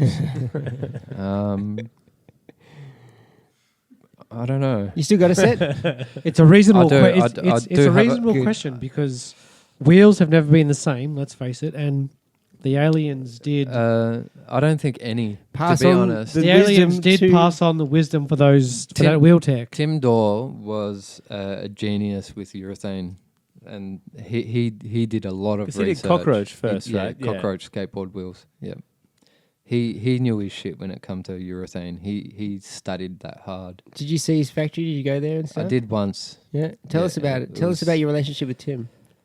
Well, about the man, the myth, the legend, the genius that was the greatest urethane pourer of rollerblading's. I didn't time really have ever. a big That's what he said. relationship with Tim. Yeah. He was kind of like, He didn't pay you. Did he ever send you overseas? Did he pay for anything? no, Just he product. gave me Just product. product, yeah. And to be completely honest, at the time I was just happy Yeah. with that because they were the best. They are the best wheels. Yeah. You didn't ever. feel like he was greedy. He was a one-man operation. I don't want to really. I don't really want to comment on that. You were quick to like say that. you never got a cent out of him, but like I said, was it Yeah, against yeah. anything that was arranged, or you No, you say noth- happy to no- say you're happy? Nothing was what arranged. You got, with what you I got. think he gave me a couple of $100 once There you go. to help me out. But Yeah, well, there you go. That, which at the time was like $500. That's about $500 these days. actually, it probably was $500. Which at the time was like $1,000? We're going crazy here down at Cosmo, giving away wheels. We kind of had we touched on like careers starting to end, stop skating and stuff. Yeah, Solomon. We were talking about Solomon. Yeah. So Rochers is gone. Yep. What happened there? Did you get approached to? It was just the to test local things, or- distributor, though. Yeah, it was the Yannick Bouliard and Rad Yeah, White it was actually because Yannick was in town. Yannick, the French dude. came to town, started working with Adidas, that was now the Solomon distributor, because they just purchased it, and he was in charge of making rollerblading happen for Yeah. Solomon in Australia. And I was a hopeless has-been, and I was like, hey, you know me, Yannick, can you hook me up with a pair of skates? And he that's hooked how me it up. happened. Yeah. Yeah, sick. Oh, cool. Oh, of course. You have to You are understand. Tim Ward, This is okay. Tim Ward here. Pretty much. It was like that. And Rad would have been batting in. And then for I you, gave him so. a boomerang as a souvenir. Shout out Yannick Bouliard. But those skates, the man, like, Battle My oof. Crew contest. Yep. You did some stuff, probably. Did I? I don't know. I don't know. Well, so Tim, because there was an under 16s street comp. There was So maybe a following- junior category in the Battle My Crew So contest. Which Following which on comp did I from- run? You did a freestyle contest Freestyle, with Scott and Ryan and the brown belt guys. Yep. And you had a megaphone in your hand for that. Yep. You know, Carlton, the yellow rails. Yep. I've got to give a lot of credit to those guys too. Yeah. The Scotty, Farrells? the Farrell brothers. And Dave Eddy and Dave Payne. Yep. And Rad White as well. What a guy. Yeah, he's a super nice guy, Rad White. I just found his Instagram the other day and I was surprised by how beautiful he is. Have you seen how many followers he has? Did you see how many? He's a photographer, right? And then some, yeah. He's like, he'll just review anything for you and take photos of it and make the family enjoy it. He's a He's top got a lot of likes and followers, man. But him and Dave Wilcock have been doing stuff. Yeah. So you worked with some cool photographers over the years. Yeah, Jess D. Angie Walton's ex-partner. He used to be a photographer for Transworld, I think. Mm-hmm. And he took photos for What was his name? rollerbladers. Can't remember. Mm-hmm. I think that was his name. Can't remember. Remember? It's a good name. Can't remember. But then the Solomon thing, the Battle My Crew, was when you were doing MSC. So we touched on that earlier, but you started a website, and that's what makes Tim Ward, the story, the man, the myth, the legend. It went so much deeper. Just the myth. In a different direction, because our hero was our hero on skates and hero off skates, because you brought the scenes together. The scenes, I will say scenes, our scene in Melbourne, everyone came together, the crews came together and became melbourneskatecrew.com. And every other scene in the country started going, well, this is the biggest, baddest message board going on. There was a 3216 message board as well at the time, I think. United board. There was a few, but there was... It wasn't... I don't think it was aesthetic, though. I don't think that the... So what was And it? that's where Tim came in, the because he Canberra had a touch guys- for design. The and Canberra interesting guys had a aesthetic. little bit of... Canthrax. Yeah, Yeah, Canthrax yeah. had some aesthetic, but I think the other ones didn't. And I was playing around with internet, like web design It and looked stuff. good. It was different there was something formats about as it. well, right? Yeah. I can Flash, assure you, You're messing around with Flash. Tim was Yeah, I was way a Flash ahead. designer. Tim, you're way ahead of your time. The skate So meets Skating and Was web it design. was it MCs.com? MSC. So it was EMESC, because you lost the license for the other one. So or what's something. the No, name? no. Talk to me about that. What was the name? Okay, so Melbourne Skate Crew, MSC. So it's Yeah. EMESSCEC, MSC. Because it really was much like Tim skating ahead of its time. It really was. It set the standard for what The community really wanted to do. the community should be doing. Exactly. Yeah, totally. Like Basically, yeah. Let's like get I said together on the earlier, regular, I just wanted everyone. to utilize my social, my networking capabilities with other good skaters and get them together for a jam. No stress, just a jam, and invite little kids and Get Because everyone there were little involved. kids. get everyone And involved. these little kids were turning up, and I'm thinking, mate, it's Tim Ward organising this. I hope you realise. You know, this is when little kids didn't even know who Tim wrote Ward up was, to because I was a little kid. who One knew of the Tim Ward last was. ones, and I remember it was at Ringwood Skatepark, and I got on the I was coming down from Albury. I was like, I'm just going to jump on the train, and I'm going to go to Paran Skatepark because something will happen at Paran Skatepark, and this little dude walks past the Paran Skatepark. He's like, "Oh, you rollerblade?" I'm like, "Yeah, I'm just going to Paran." He's like, "Dude, you know there's a skate meet on?" And I was like, "A skate meet? What's that?" He's like, "Oh, just jump on the train. We're going to skate meet." I was like, "Oh yeah, sweet. All right, cool." So I went to the skate meet. It was sick. Yeah. Gav Drum went on to fly the flag for a little while. Had this Facebook profile called Blade City, and organised a few little meetups along St Kilda Road and stuff like that. Dale Travers went to London and started holding skate meets based on exactly what you did. Well, I think it was a good way to just get people together and get the sport going, you know? I think you inspired a lot, like indirectly or directly, a lot of people to do that as well. Like I put on a couple of comps and stuff in Albury because I just want people to skate with, and I was like, well, they did it in Melbourne. Why can't I just do the same thing? Yeah. And it just works, and it goes from there. Yeah, it doesn't involve much, really. You don't have to do much. No, you just got to pick a invite day. people. At the same time, you still put out content on your website, independent. That was with content help that with you were- Rad. Rad helped me with that. You'd as well. go out and film, and you'd come up with some cool beat. Yeah, match it up with some cool edit. Yeah, because I was Africa DJing, Bambaataa or whatever. DJing at the time as Yeah. well. So You were making breakbeat music. yeah, I was DJing break. You still breakbeat. making music? Yeah. Well, I've just started getting back into it. There you I go. started a new track the other day. Oh yeah. Yeah. What genre would you refer to this track as? Well, it's a lot more chilled out now. It's electronic? Yeah, electronic, 100 BPM. 4/4 beat.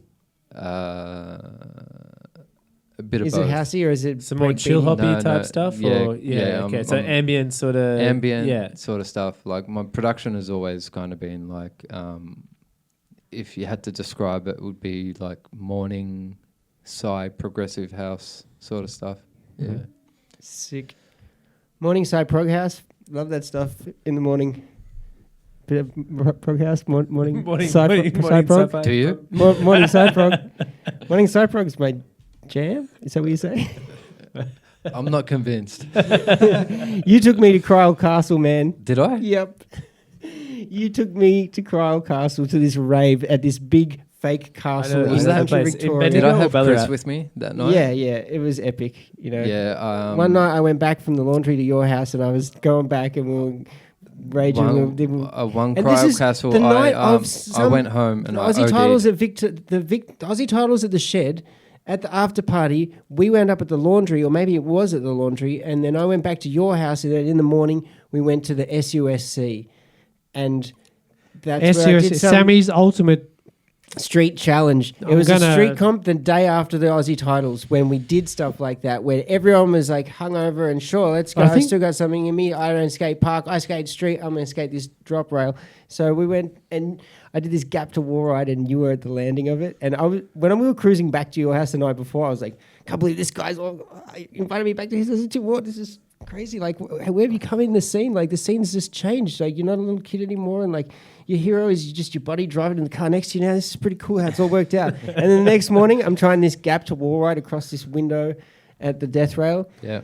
and I landed on my ass the first try. But I was like, yeah, no, this is doable. And you're like, yeah, dude, you definitely got this for sure. And I'm like, well, I'm definitely doing it then. If Tim says to do it, I said that's what's going down. And it went you get down. it? Yeah, I did. Yeah, 3 tries sick. there, yeah. I knew you But could do it. that was when it shifted for, I think, the scene at that era. There was less of a gap in status because you made everyone just every man and woman in the scene at the skate meet. But it had to Yeah. be done as well because there's no more. There was less. It There's less wasn't an people. event where Yeah, people were yeah. competing. It was Yeah. just participation. Yeah. It was trying to get everyone involved. Pizza just got here. It's ridiculous. Good, yeah. Sick. Tim, do you like pizza? I got a big question, Yeah. and this is trivia. Can I just say something Yeah, yeah. touching back on MSC? That changed a lot with Facebook.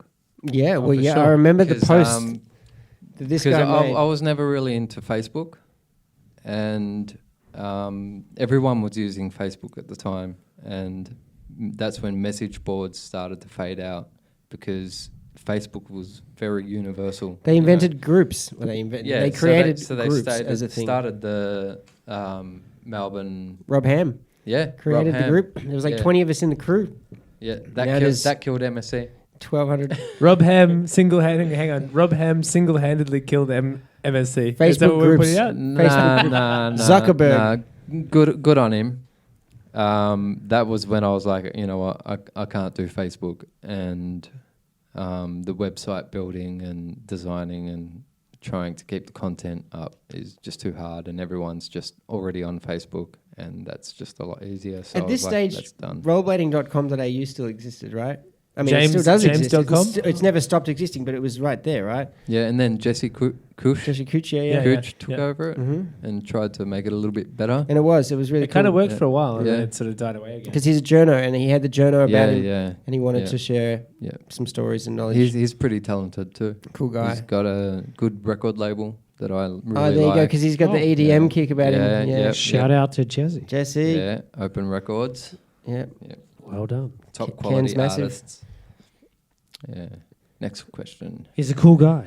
Next question, please. The pizza's getting cold. No. Well, Tim, Yes. Yeah. Well- said that. My question go. is simple. Please. Did you do the MCG rail? Yes, I did. Hand up. Sick. Doesn't count. Yeah. All right, let's No, go. come on. Uh, Hand up. Yeah. One. So one, this is one, before one yeah, hand. this One is hand. it. Sorry, I'm I a know the skate story, nerd. Just Sorry. tell the story. I heard, Talk about it. and I feel like I saw footage. I think Mad Dog.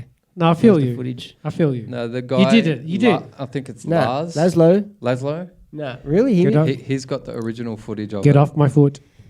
All right. The MCG rail. That's Laszlo. We'll put a That's clip a Laszlo on. call. Ah, Hayden White did it back shifty, but about what, 15, 20 years? No, probably 15 years before that. You did it. Did you hand up off Tom Fry's shoulder? no, just No, hand just up straight- off the straight rail. hand just, up. just hand up. It wasn't off straight up. someone's shoulder. Yeah. Straight hand up. Yeah, Yep. hand up. Soul grind. Hand up soul. Yeah. mm-hmm.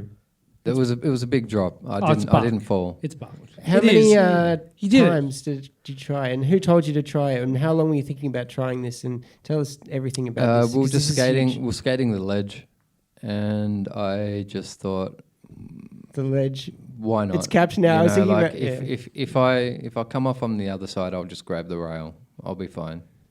And I probably meditated beforehand and did a couple of steps. You know, a couple of hand Handed ups up. to the steps. hand ups on the steps because Yeah. I'm quite short. And no, it didn't take long. It was probably within the fifth time. No way. Yeah, No way. It's wide. I've got pretty good balance. Yeah, It's no wild. kidding. Yeah. Hayden Watt's got pretty good balance, but still, I don't know. It took him 2 days. Yeah. Yeah, 2 days. That's not good and enough, There was Hayden. like an effort. So like there was one attempt 'cause where it he was a went bust. down pretty back hard. shifty, back shifty though. That's Jump on back shift. He jumped on. You jump Timmy. into that. I mean, I drop. just soul grind, you know. Hand up. At least soul. I guess with the Hand soul up. grind, and you're it was a inside. hand up. Have you so- seen clips lately? Ahead of his time.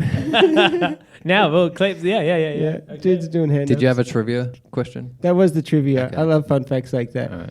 Man, that's wild. So has anyone else laid claim to that in your knowledge?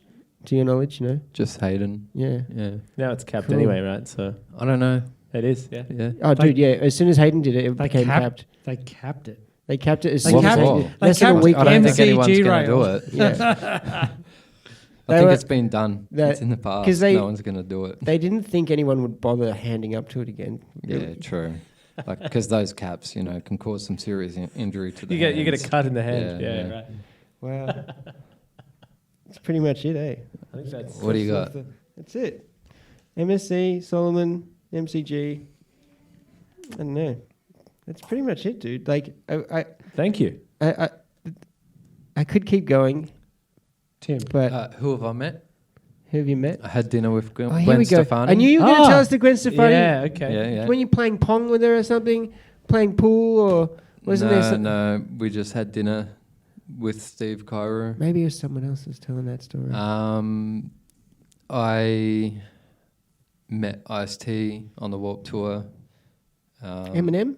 Eminem, yep. I witnessed Ice-T lecturing Eminem hard up against the tour bus, and Eminem was just like this, and Ice-T was like, it's like this, and blah, blah, blah. I don't know the conversation. Yeah. but, Right. Wow. I also had a mate back in Melton who used to smoke bongs, so I bought a plastic bong from one of the they had like stalls. So I bought a bong and I walked onto Ice-T's bus and walked down the back of his bus to the lounge room where he was chilling, and I got him to sign the bong for my friend, and I brought that back to Australia, and he's still got that to this day. That's wild. Yeah, I hit Chris in the head with a golf club. Chris from Shiflett. Foo Fighters. Fighters. Yep. Or from No Use for a Name at the time. No use for a name. Yep.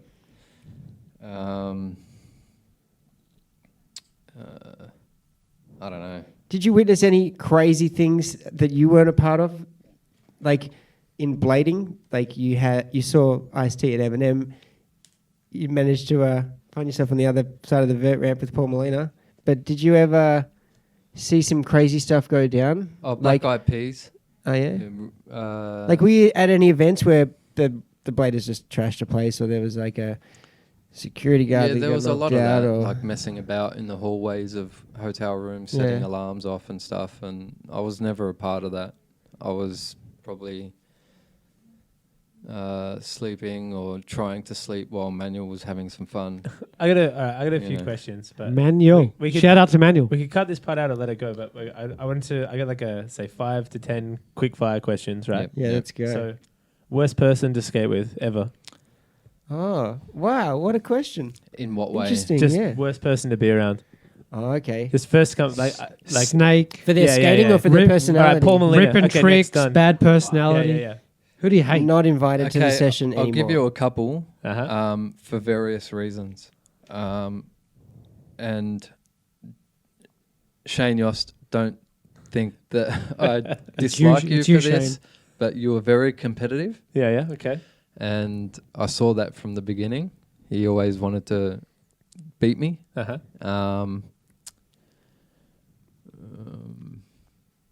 Shout Which out, is a shout out to Shane Yost. testimony to you. You know what, Yost, Shane? I love you, brother. I like Shane A Yost. testimony to you because Let's not get Shout this out to wrong. Shane Alright, Yost. the coolest thing he could do would So- be so we'll skate go- as good, if not better. We'll go to than Tim the Ward. That's a cool opposite thing end to of the do. spectrum. Just Best. skating with him was hard because he was very competitive. That's Alright, the only okay. reason. Shout out to Shane Um, Yost. Favorite And- person to skate with, or do you want to get another Favorite another shit person? He said if there was a couple. There's a couple. All right, we'll let it go. Okay, Come so on. obviously Paul Molina, because I didn't think he really truly deserved to be at Yep. that top of the game. All right.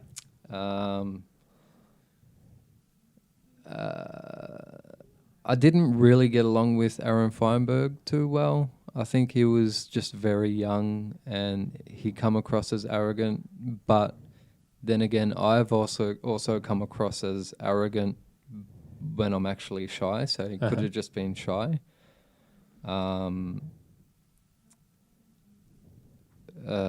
Skating with Arlo was very interesting because I always looked up to him. He's like the godfather of street.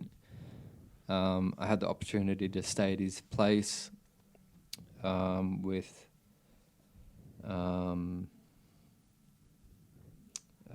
Michael. No, I can't remember his name. Aussie guy or American guy? American dude. Hmm. They had a vert ramp in the backyard, and we got to skate that. I Oh. think that might have been in a few Bud's videos. ramp or something? I can't remember. The one that had looked like it had brickwork painted on the part of it? No, that That's was some dead air air stuff. Dead Yeah. air Okay, stuff. cool. Yeah. Micah Palick. Oh, I was going to say a Yeah. paddock, yeah. Yeah. Coach. So Yeah. they were cool to skate with. Tom Heiser, he was a cool dude. You still keep in touch with Tom Heiser? No, Because, you know, he's still a He's bit of still a... in the. He likes to innovate with the technology and stuff. Yeah, I liked skating with Julio as well. Like I always wanted to try and impress him.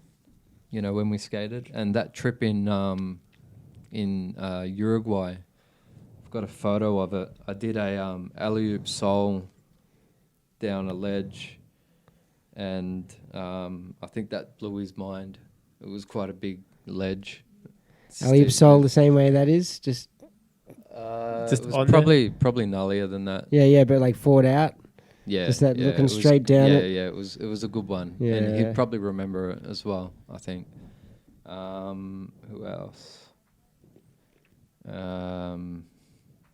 So he would probably say, Rafael Sandos. you know, like was you're good. one of his favourite skaters. I very much doubt that. Oh, trust me.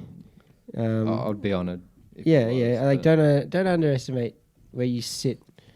Like, so I had a conversation with old mate from mushroom blading, Joey, in person about you and where you sit, and he raised that he always thought it was interesting And that Sessa. Shane Coburn behind Mind Game and Yeah, Medium was I've heard quoted that. in I've heard that he was asked in an interview who's your favourite skater of all time, and he didn't hesitate and said Tim Ward. Yeah, I've heard that. Yeah, there you go. Yeah, So we got. talking about the Higgs boson thing. Yeah. Yeah. Cecil Mora as well. He always pushed me. He was like he was like the father figure of rollerblading. To all of you guys that were professional, like upcoming Well, professionals on I tour. I was never a professional skater. Mm. Like I Was he like the spokesperson for some of you at the time? If there was like some negotiations between the skaters, the Aussie skaters that were in. no, on tour? he was like the common sense. Yeah. of all of us. The sensible you know, guy. Like he was very healthy, and he still is. He was kind of like a guide, a guider for the younger guys. Wasn't very much fun. Not in a bad way, you know. Like I like to play around and, you know, be a bit. He was just at the opposite end of the spectrum to say manual. He'd like pull us in line and, you know, be the mature one out of all of us. Which you need, Yeah. right? Yeah.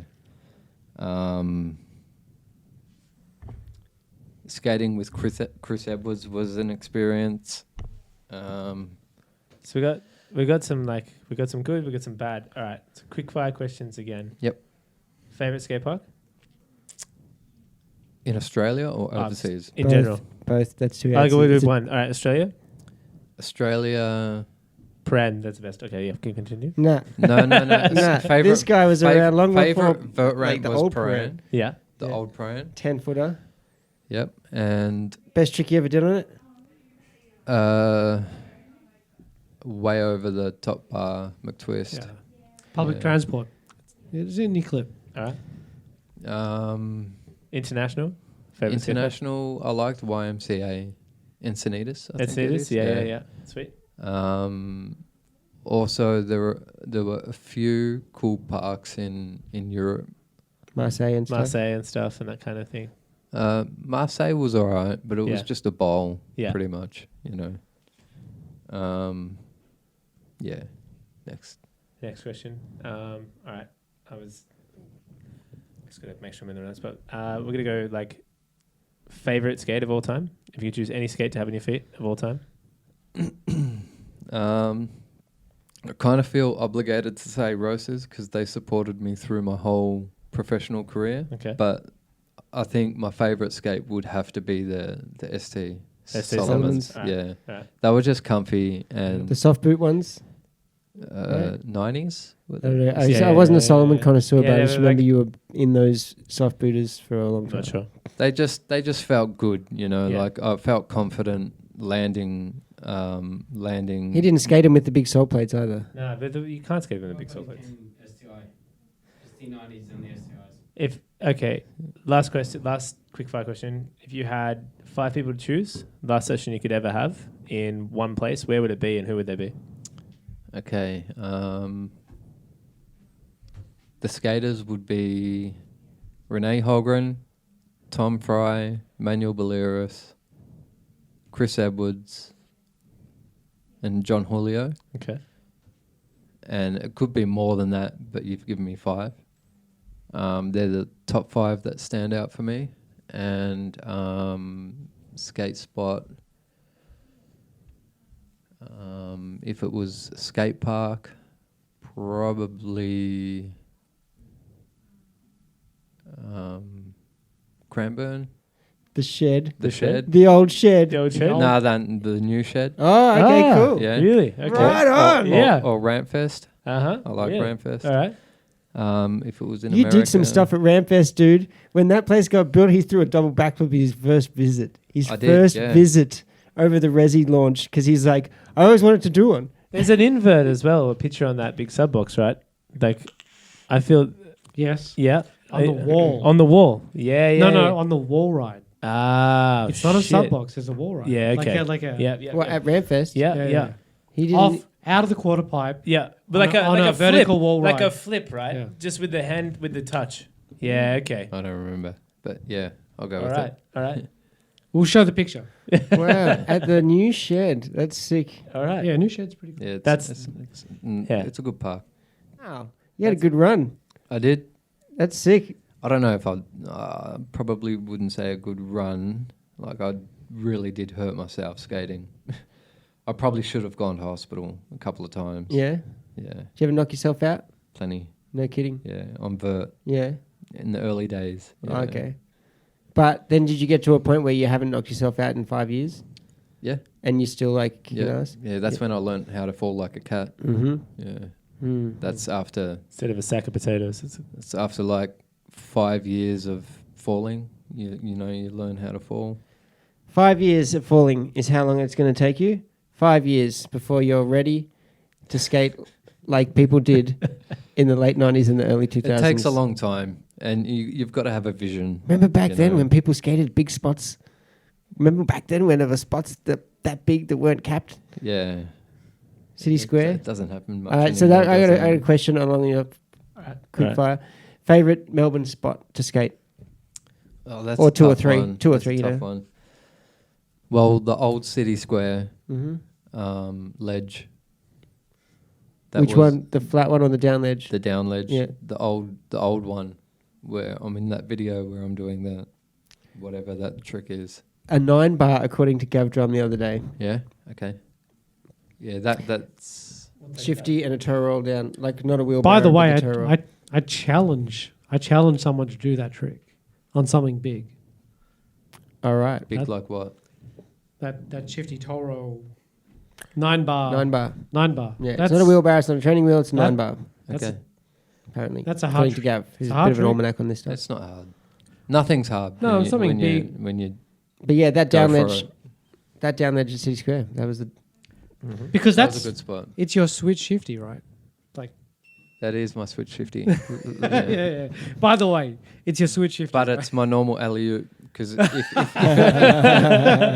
I wasn't toe rolling, I would be soling with my right foot. I understand, but I'm saying like switch shifty. So if I saw you, I would. I've seen this guy put his hand up at contests, and I'm asking about him now. It's good. What else? I don't What know. you got? I think. Are we? Timmy, it's been amazing. It's 2 been family-sized Oriental chicken and beef pizzas. Half of them is a vegetarian for It one Timmy- of our guests in the green room out here. Tim Ward, it has been It's been amazing. A Yeah, pleasure. dude. Thanks. Thank you, Thank guys. Everyone's Thanks, really Chris, looking forward to Paul. it. Everyone's really looking forward to it. If What's your you name again? Guest. you were nobody. Being a bit aloof. You haven't Guest said number much. 3. You know a lot, but you haven't talked much. Haven't need to. Mm. Listen. Well- listen. Podcast episode 1, dude. All right. Thank you. Cheers. Let's do some cheersing. Well done. Like, subscribe, share. Thank If you didn't like Thank you. what you saw tonight, Don't subscribe. Don't like, and just fuck off. subscribe to somebody else because there's a bunch of people that are doing it right. All right. If you got any more questions, ask me on on Instagram. Yeah. Oh yeah, Instagram. We're gonna set up a coping box Instagram. We should do that. Start. Yeah, do that. You might even be All right. looking at this on there. Let's go. All right. Peace. Good job. All right. See ya. Thanks, guys. Oh my lord. I'm cooking.